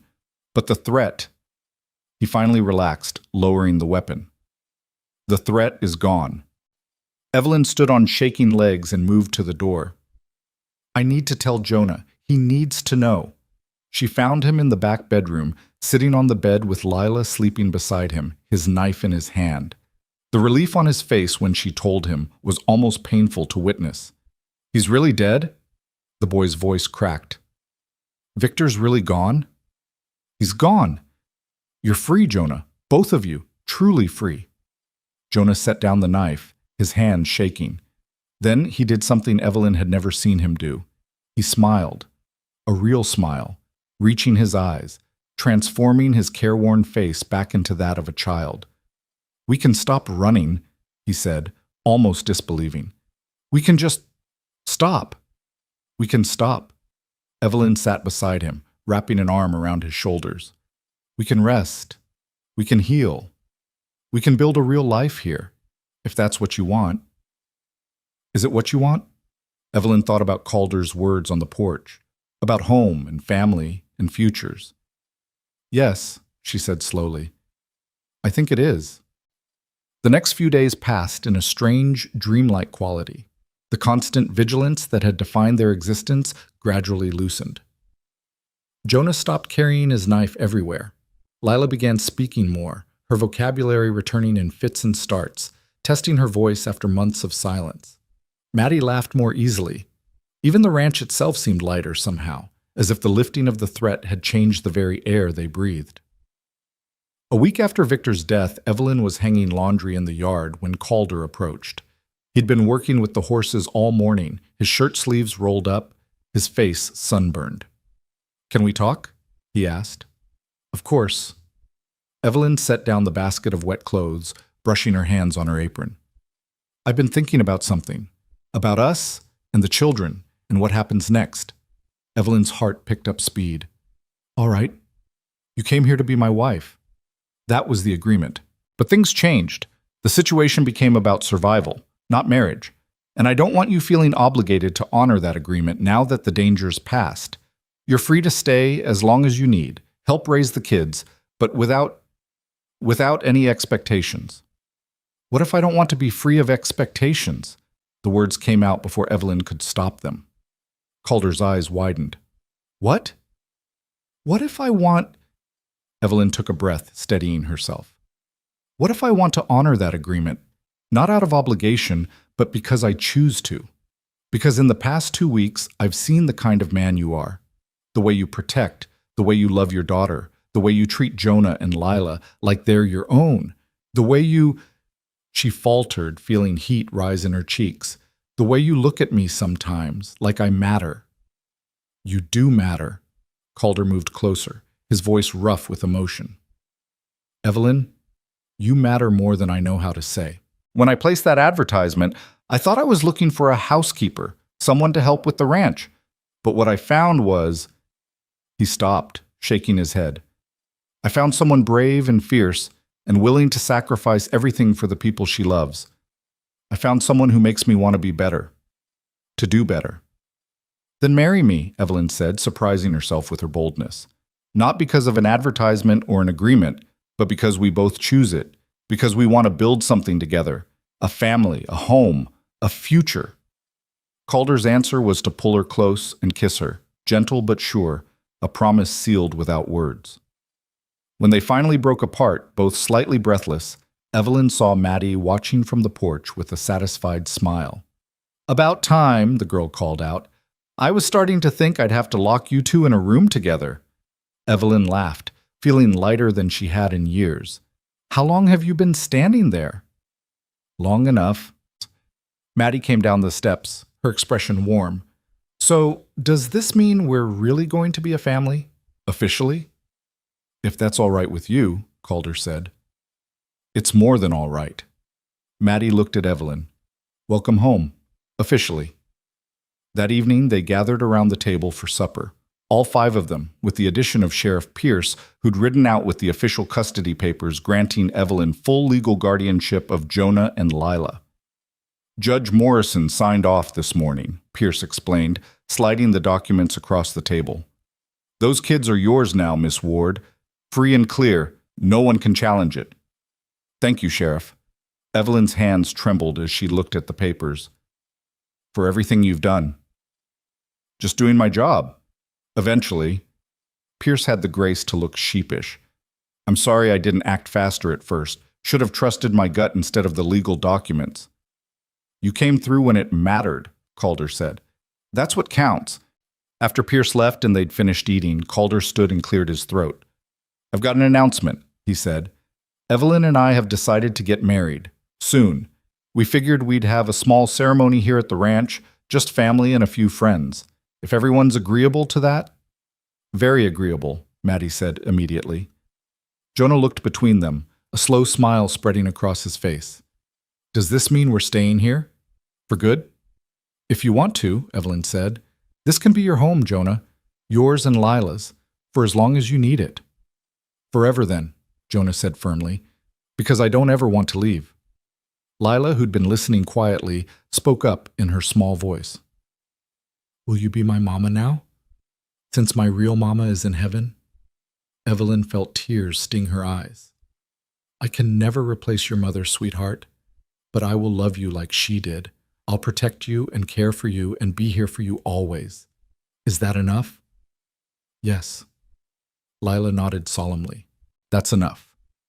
The wedding took place 2 weeks later on a Sunday afternoon, with the summer heat finally beginning to ease into early autumn. They kept it simple.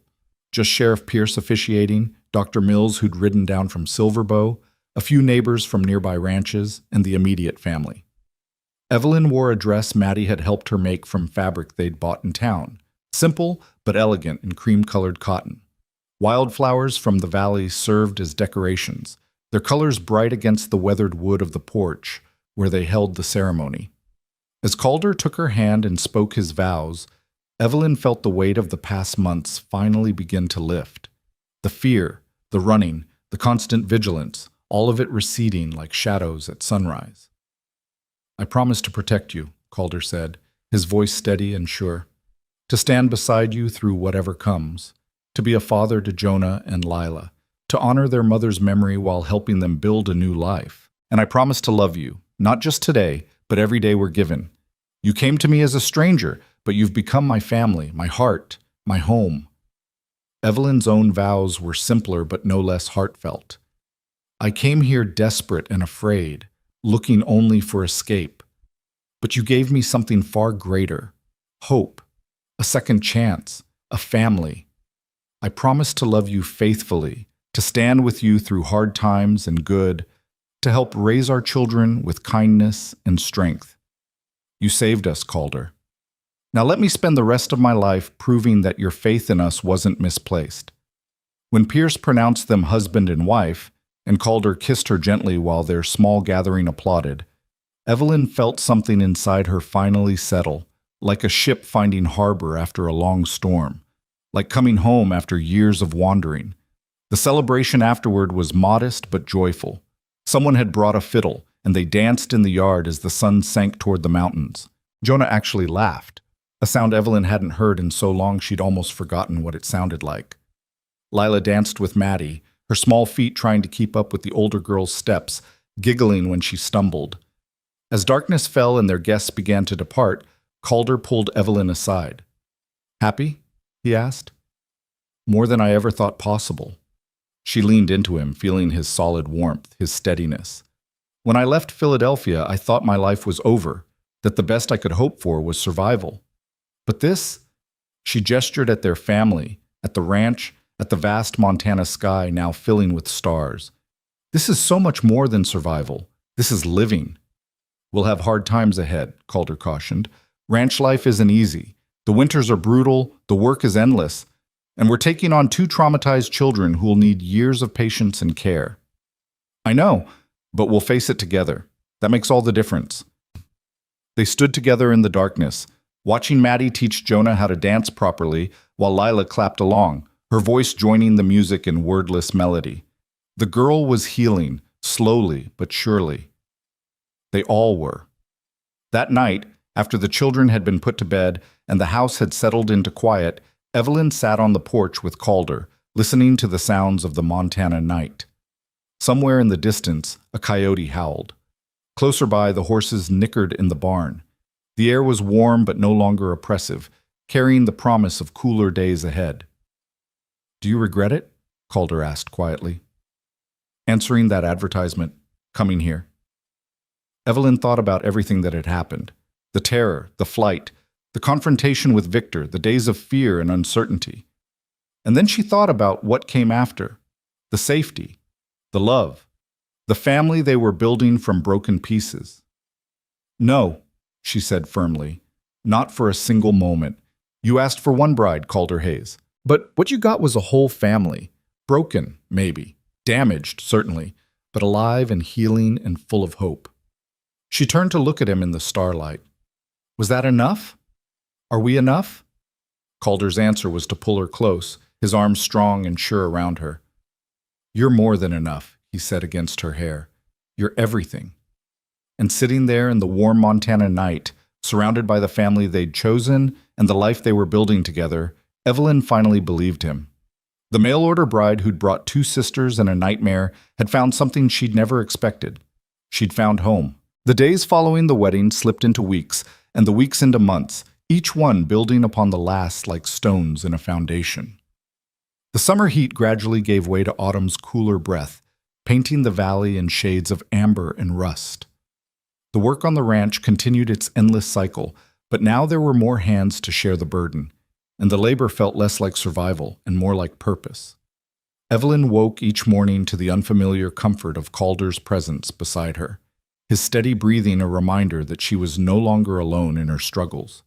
The first few weeks of marriage had been an adjustment, learning each other's rhythms, navigating the intimacy of shared space, building trust through small, daily kindnesses. But gradually, the awkwardness faded, replaced by a partnership that felt both new and ancient, as if they'd been meant for each other all along. The children were changing too, in ways both subtle and profound. Jonah had begun working alongside Calder each morning, learning the intricacies of ranch management with an intensity that spoke of his need to feel useful, to prove his worth. Calder was patient with him, showing him how to mend fences, care for the cattle, read the weather signs in the mountains. The boy soaked up every lesson like parched earth receiving rain. One crisp October morning, Evelyn watched from the kitchen window as Calder taught Jonah to shoe a horse.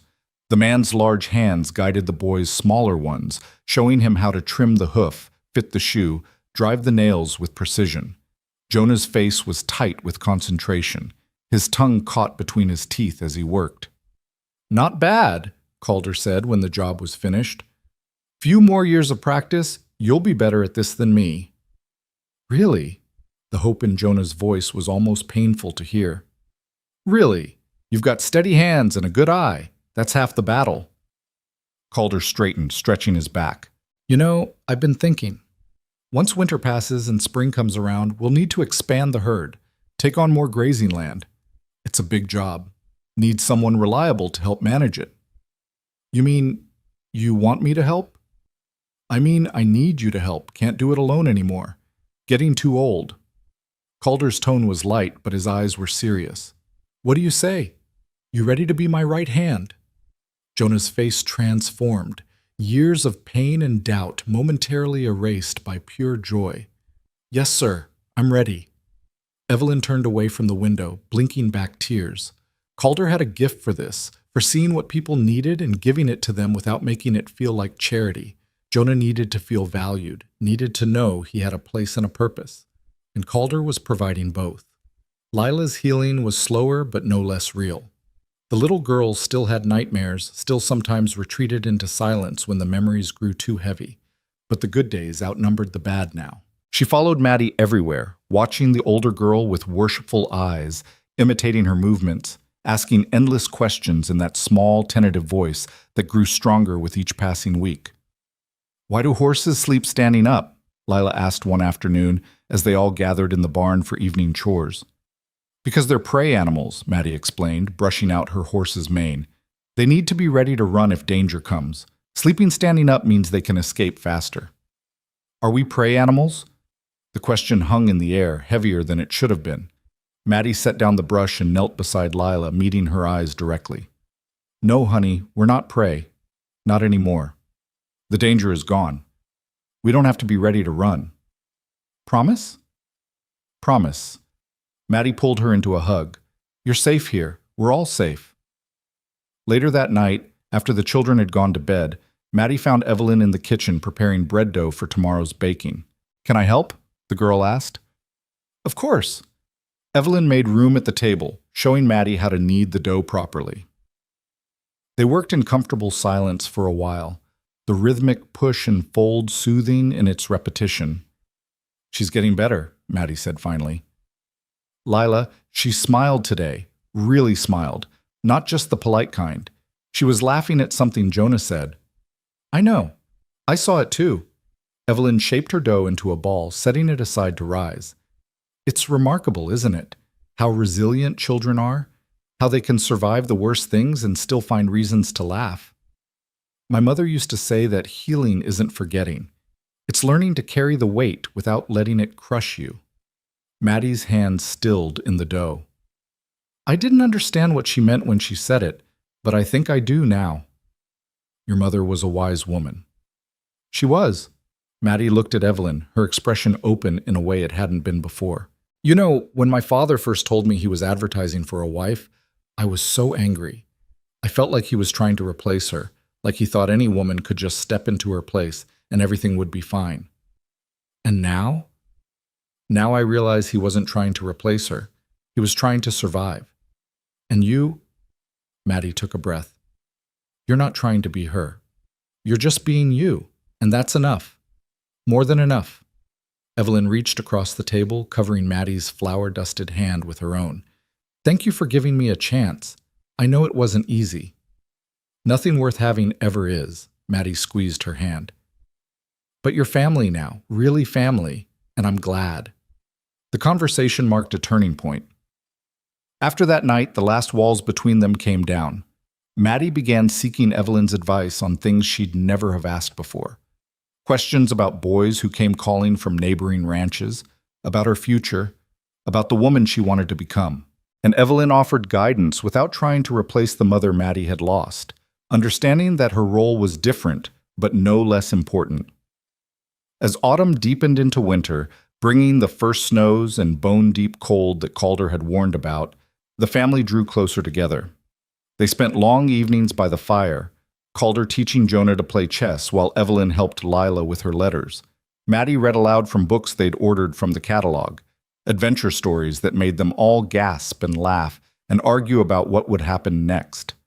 One particularly bitter night in December, with wind howling outside and snow piling against the windows, Jonah looked up from the chessboard with a thoughtful expression. "Mr. Hayes," he said, then corrected himself. "Calder." They'd been working on that, getting Jonah to use Calder's first name to see himself as family rather than an obligation. "Can I ask you something?" "Anything, son." Why did you do it? Really? "When we showed up that first day, you could have sent us away. Could have told the sheriff to deal with us. But you didn't. Why?" Calder moved a chess piece, considering his answer carefully. "You remember what I said at the courthouse about how I'd been just surviving, not living after Sarah died?" "Yes, sir." "Well, when you all arrived, something in me woke up. I saw 3 people who needed help, who needed protecting, and suddenly I had a reason to be more than just a man going through the motions. I had a purpose." He looked at Jonah directly. "And you want to know something? Helping you helped me. Gave me back something I'd lost. So in a way, you saved me as much as I saved you." "I don't understand how we saved you." "You reminded me what it means to fight for something that matters, to stand up for what's right even when it's hard. Your Aunt Evelyn's courage, your determination to protect your sister, Lila's strength in surviving what she witnessed, all of it showed me that life is worth fighting for, that family is worth building, that love is worth the risk of loss." Calder moved another chess piece. Checkmate, by the way. Jonah looked down at the board, seeing the trap he'd walked into. He laughed, shaking his head. "You distracted me with the serious talk." "Strategy, son, strategy." From her seat by the fire, Evelyn watched them with a warmth in her chest that had nothing to do with the flames. This was what family looked like. Not perfect, not without scars, but real and whole, and worth every moment of fear that had led them here. Winter proved as brutal as Calder had promised. There were days when the temperature dropped so low that going outside felt dangerous, when the wind cut through every layer of clothing like knives. They lost 2 cattle to the cold, and one morning they woke to find the water pump frozen solid. But they endured, working together, keeping the animals alive and the house warm. Through it all, Evelyn discovered she was pregnant. She'd suspected for a few weeks before she was certain, recognizing the signs from watching her sister through 2 pregnancies. The morning sickness, the exhaustion, the subtle changes in her body. When she finally told Calder one evening in the privacy of their bedroom, his reaction was everything she could have hoped for. "A baby?" His eyes went wide, his hand moving instinctively to her still flat stomach. "Our baby?" "Yes." Evelyn felt nervous despite his obvious joy. "I know we didn't discuss this, and with everything that's happened, the timing might not be—" "The timing is perfect." Calder pulled her close, his voice rough with emotion. "Evelyn, it's more than I ever thought I'd have again. Another child, a second chance at fatherhood." He pulled back to look at her face. "How are you feeling? Are you well? Do you need to see Dr. Mills?" "I'm fine. Tired, but fine. And yes, I'll see Dr. Mills when the road's clear in spring." She smiled at his concern. "Women have been having babies for thousands of years, Calder. I'll manage." "I know you will. You're the strongest person I've ever met." He kissed her forehead, then her cheeks, then her mouth. "Thank you. For this. For everything." They told the children the next day at breakfast. The reactions were varied and wonderful. "A baby!" Lila clapped her hands, her eyes shining. "Can I help take care of it? Can I hold it sometimes?" "Of course you can, sweetheart," Evelyn assured her. Jonah looked thoughtful. "Does this mean, will the baby be my brother or sister? Like, really?" "Really," Calder confirmed. "Just like you're really my son, even though I didn't father you. Family isn't just about blood, Jonah. It's about love and choice and commitment. This baby will be your sibling in every way that matters." Maddie was quiet for a moment, processing. Then she stood and hugged Evelyn tightly. "I'm going to be a big sister again," she said, wonder in her voice. "A real big sister, not just an only child anymore." "You've been a wonderful big sister to Jonah and Lila already," Evelyn pointed out. "I know, but this is different. This is—" Maddie struggled for words. "This is proof that life goes on, that new beginnings are possible, that we're not just surviving what happened, we're building something new." As winter reluctantly gave way to spring, the ranch came alive with new energy. The snow melted, revealing brown earth that would soon turn green. Calves were born, wobbly-legged and curious. Birds returned, filling the mornings with song. And Evelyn's pregnancy became visible, her growing belly a promise of life to come. She worked alongside Maddie, planting a vegetable garden behind the house, turning soil that was rich and dark after the winter's rest. Lila helped enthusiastically but inefficiently, more interested in finding worms than planting seeds. "Will the baby come before the tomatoes are ready?" Lila asked, holding up a particularly fat worm for inspection. "Yes, honey, the baby will be here in late summer. The tomatoes won't be ready until early fall." "What if the baby doesn't like tomatoes?" "Then we'll find something else the baby likes," Evelyn said, amused by the 6-year-old logic. "That's what families do. They figure out what everyone needs and try to provide it. Like how Calder figured out that Jonah needed to feel useful, so he made him his right hand?" Lila asked with surprising insight. Evelyn paused in her digging, looking at the little girl with new appreciation. "Exactly like that. You're very perceptive, Lila." Maddie says perceptive means noticing things other people miss. Maddie's right. They worked in companionable silence for a while, the sun warm on their backs, the smell of fresh earth rich in the air. This was healing, Evelyn thought. Not dramatic or sudden, but gradual and thorough. Every day the wounds left by Victor and Rebecca's death closed a little more. Every day they became a little more whole. By summer the changes were undeniable. Jonah had shot up 3 inches, his voice deepening, his shoulders broadening from constant physical work. He rode out with Calder most days, helping manage the expanded herd, learning to make decisions about the ranch's future. The hunted look had left his eyes, replaced by a quiet confidence. Lila talked non-stop now, as if making up for her months of silence. She chattered through breakfast, through chores, through dinner, her vocabulary expanding daily. The nightmares still came occasionally, but less frequently. She could speak about her mother now without breaking down, remembering the good times alongside the bad. Maddie had blossomed too, though in different ways. She'd turned 17 that spring, and boys from neighboring ranches had started paying serious attention. She handled their advances with a mixture of amusement and skepticism, but Evelyn noticed the way she looked at Thomas Grant, Sheriff Pierce's deputy, who'd been finding excuses to ride out to the Hayes Ranch with increasing frequency. "He likes you," Evelyn told her one afternoon as they watched Thomas ride away after delivering some official papers that probably could have waited. "I know." Maddie's tone was matter-of-fact, but color rose in her cheeks. "The question is whether I like him back. And do you? Maybe. He's kind, brave. He stood with us against Victor's men that day, didn't hesitate. And he makes me laugh." Maddie paused. "But I'm not ready to get married and leave the ranch. Not yet. There's too much happening here. The baby coming, Jonah still learning, Lila still healing. You all need me." "We do need you," Evelyn agreed.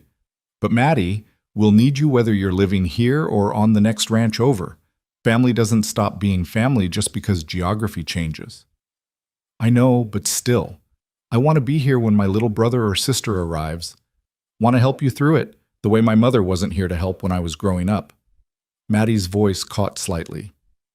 "She would have loved this, seeing the family grow, seeing my father happy again." "I think she's seeing it," Evelyn said softly. "And I think she's proud of the woman you're becoming." As summer deepened and Evelyn's due date approached, the household fell into a pattern of gentle preparation. They gathered baby clothes from neighboring families whose children had outgrown them. Calder built a cradle from smooth pine, working late into the evenings to get it perfect. Maddie sewed tiny blankets and gowns. Even Jonah contributed, carving a small wooden rattle that he presented shyly to Evelyn. "It's beautiful," she said, turning it over in her hands. "The baby will treasure it." "It's not much," Jonah said, embarrassed but pleased. "Just something to welcome them, to let them know they've got a family waiting." On a warm August evening, with the cicadas singing their summer song and the air heavy with the scent of wildflowers, Evelyn's labor began. Maddie rode immediately for Dr. Mills in Silver Bow, while Calder helped Evelyn to their bedroom, his face pale but determined to stay calm. "It's going to be fine," Evelyn told him, squeezing his hand through a contraction. Women do this every day. Not my women, Calder said fiercely. Not my wife. You're allowed to be special. Despite the pain, Evelyn laughed. I'll try to remember that. The labor was long but not complicated. Doctor. Mills arrived in time, his calm competence a steadying presence. Maddie stayed to help, proving herself remarkably capable under pressure. Outside the bedroom, Jonah and Lila waited with the kind of anxious excitement that only children can manage, alternating between worry and anticipation. Just after dawn, as the sun was painting the Montana sky in shades of rose and gold, a baby's cry filled the house, strong and healthy and absolutely perfect. "It's a boy," Dr. Mills announced, wrapping the infant in a soft blanket before placing him in Evelyn's arms. "Congratulations." Evelyn looked down at her son, red-faced and squalling, his tiny fists waving indignantly at the world, and felt her heart expand in ways she hadn't known were possible.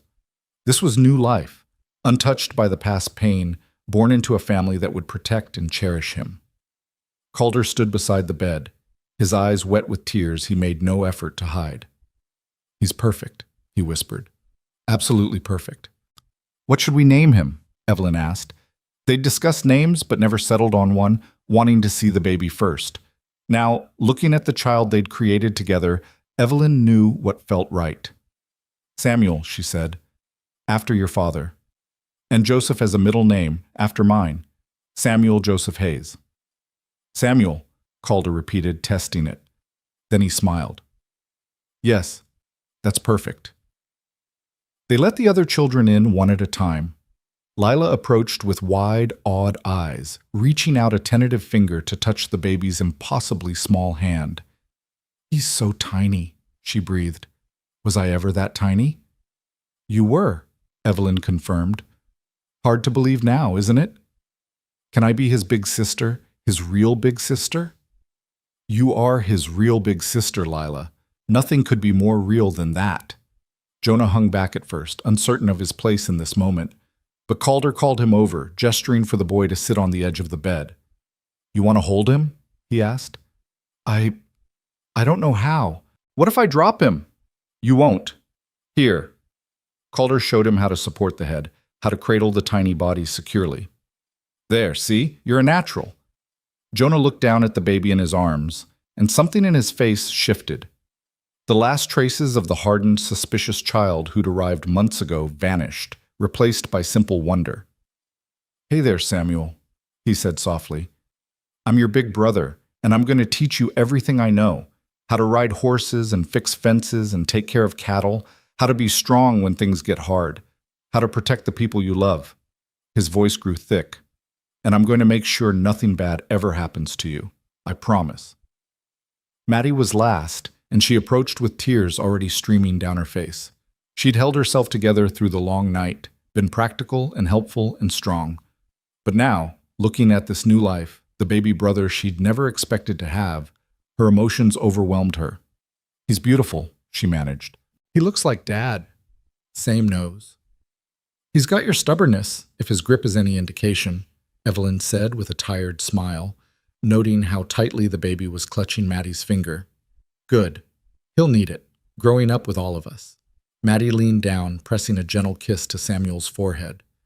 "Welcome to the family, little brother. We're a mess, but we're your mess. And we love you already." The first few weeks with the newborn were exhausting and wonderful in equal measure. Samuel proved to be a good baby, fussy when hungry, but generally content. The whole household rearranged itself around his schedule, everyone taking turns helping, sharing the load. Calder proved to be a devoted father, spending hours simply holding his son, talking to him in a low voice about the ranch, the weather, the family they'd built together. Watching him, Evelyn felt a deep satisfaction. This was what she'd hoped to give him, not just a child, but a second chance at the joy parenthood could bring. One evening in early September, with the heat finally breaking and autumn's first cool breezes arriving, they gathered on the porch as they often did. Samuel slept in Evelyn's arms while Calder sat beside her, his arm around her shoulders.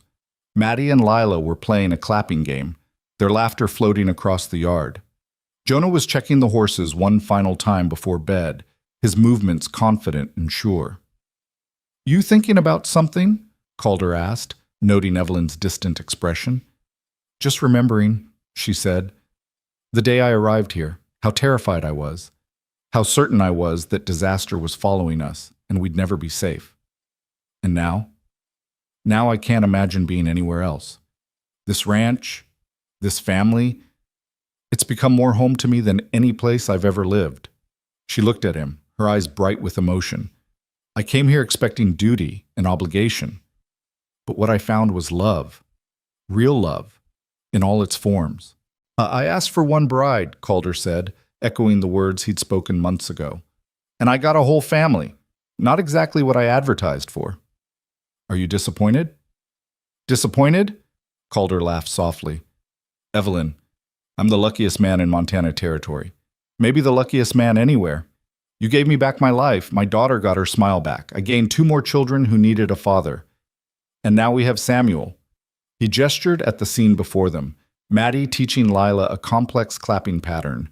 Jonah emerging from the barn and joining them. The 3 of them suddenly laughing at some joke. This right here, this is everything I never knew I needed. As if sensing the importance of the moment, Samuel stirred in Evelyn's arms, his tiny eyes opening to gaze up at her with that unfocused newborn stare. She smiled down at him, this child born not from desperation but from hope, not from obligation but from love. Your family is watching you, she whispered to him. Your father and your sister and your brother and your other sister. And we're all going to make sure you grow up safe and loved and strong. You're going to know what it means to be protected, to be cherished, to be part of something bigger than yourself. Maddie approached, her expression soft. Can I take him for a bit? I want to show Lila how to hold him properly. Evelyn passed the baby over carefully, watching as Maddie settled into a chair with Samuel cradled in her arms. Lila climbed up beside her, and together they cooed at the baby, their voices gentle and full of wonder. Jonah joined them, standing behind the chair, looking over Maddie's shoulder at his youngest brother. They're good with him, Calder observed. They are. Maddie, especially. She's going to make a wonderful mother someday. Not too soon, I hope. Calder's tone was dry. Though I suspect Thomas Grant might have opinions on that timeline. You've noticed that, have you? Hard to miss when a young man rides out here 3 times a week with increasingly flimsy excuses for why he needs to check on us. Calder shrugged. He's a good kid. Could do worse. Could do better too, though I can't think how. They sat in comfortable silence, watching their children, because they were all their children now, not just by law or circumstance, but by love and choice. The setting sun painted everything in warm amber light, softening the rough edges of the buildings, making the valley look like something out of a dream. A year ago, Evelyn thought, she'd been living in Philadelphia, trapped by grief and fear, watching her sister suffer and feeling powerless to help.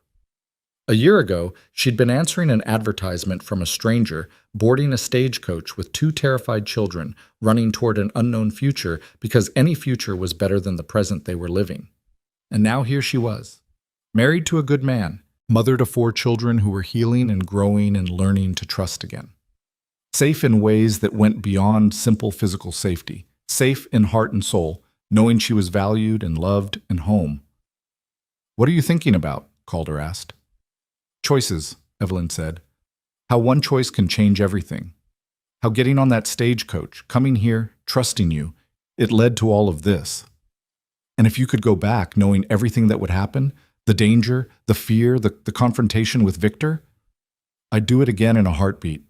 Evelyn took his hand, lacing their fingers together. Every moment of terror was worth it to get here, to have this. As the last light faded from the sky and stars began to appear, they called the children inside for the night. The routine was practiced now, washing up, changing into night clothes, saying prayers or good nights depending on the child.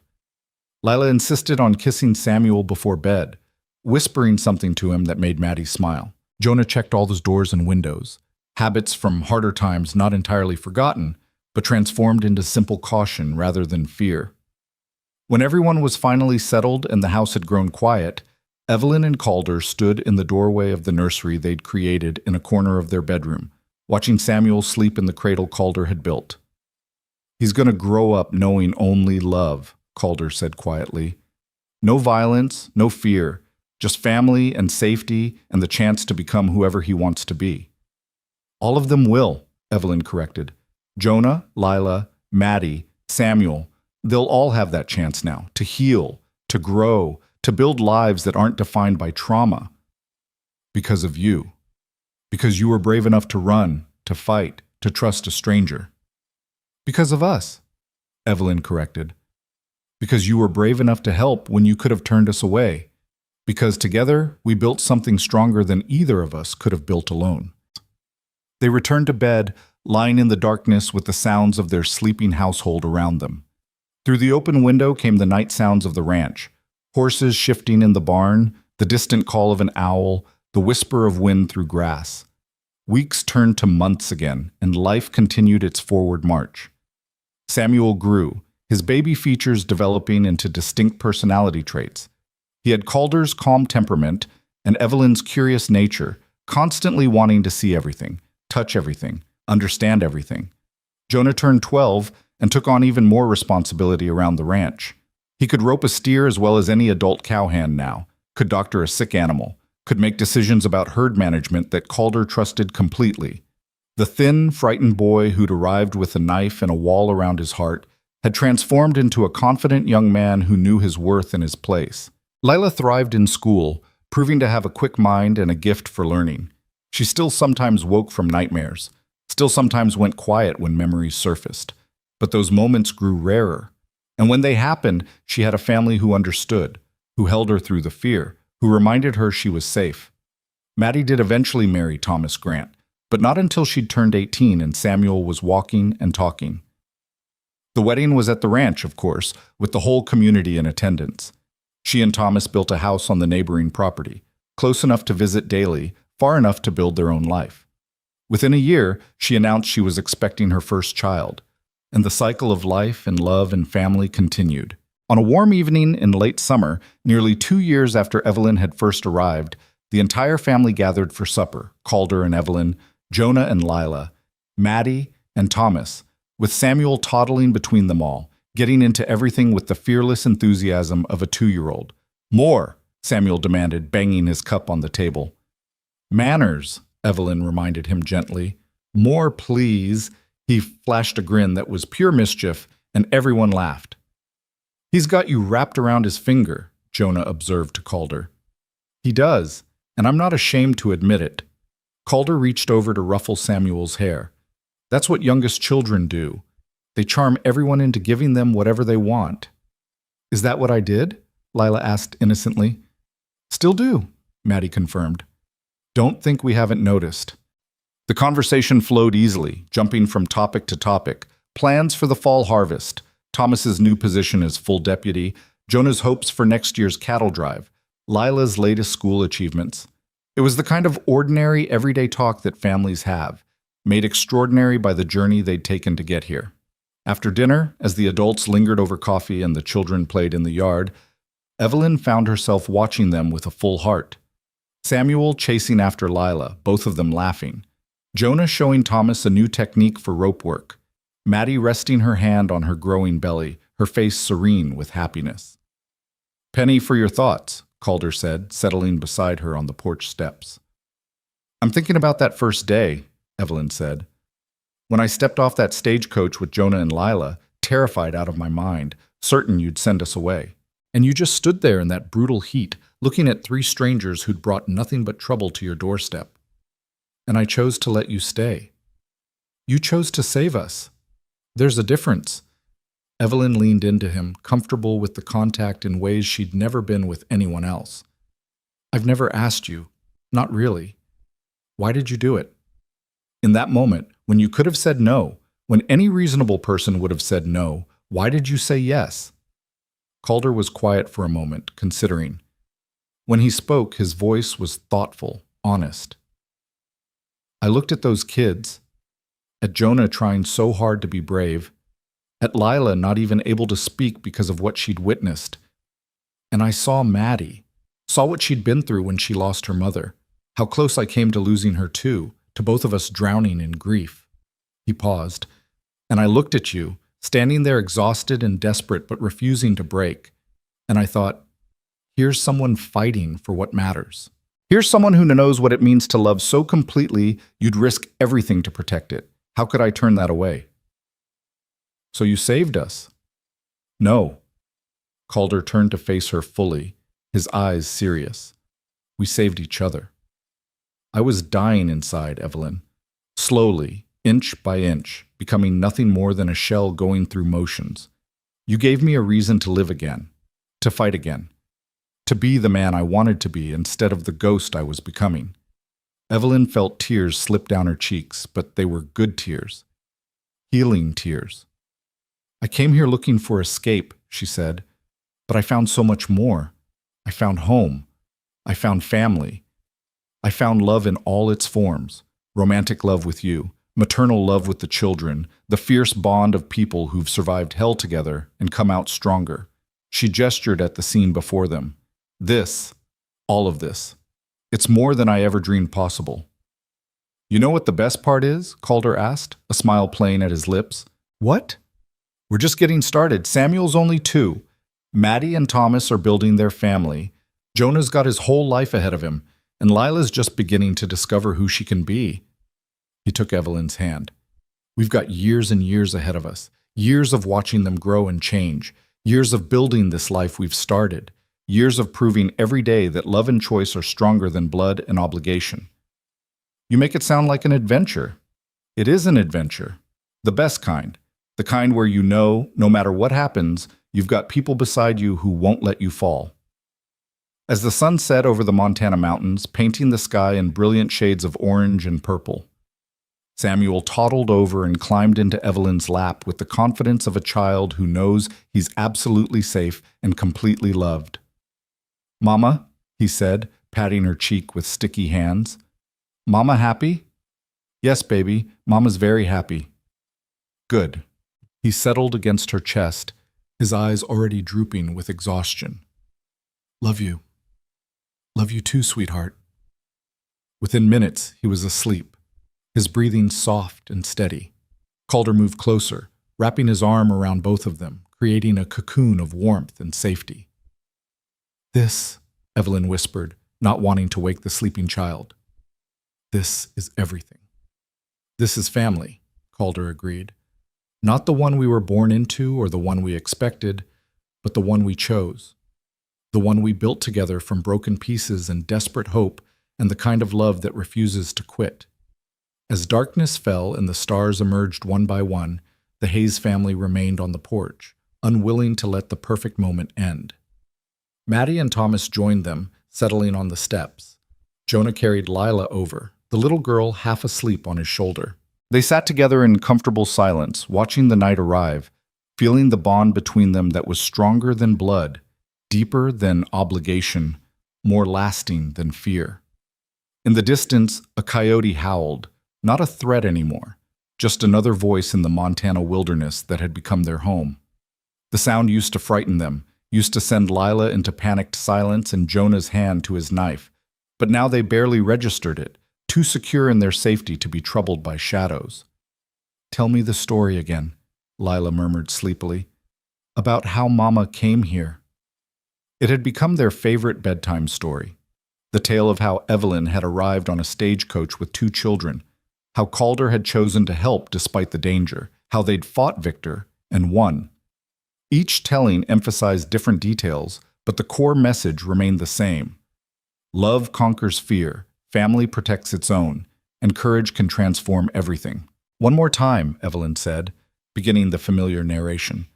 Once upon a time, there was a mail-order bride who brought 2 children to a ranch in Montana.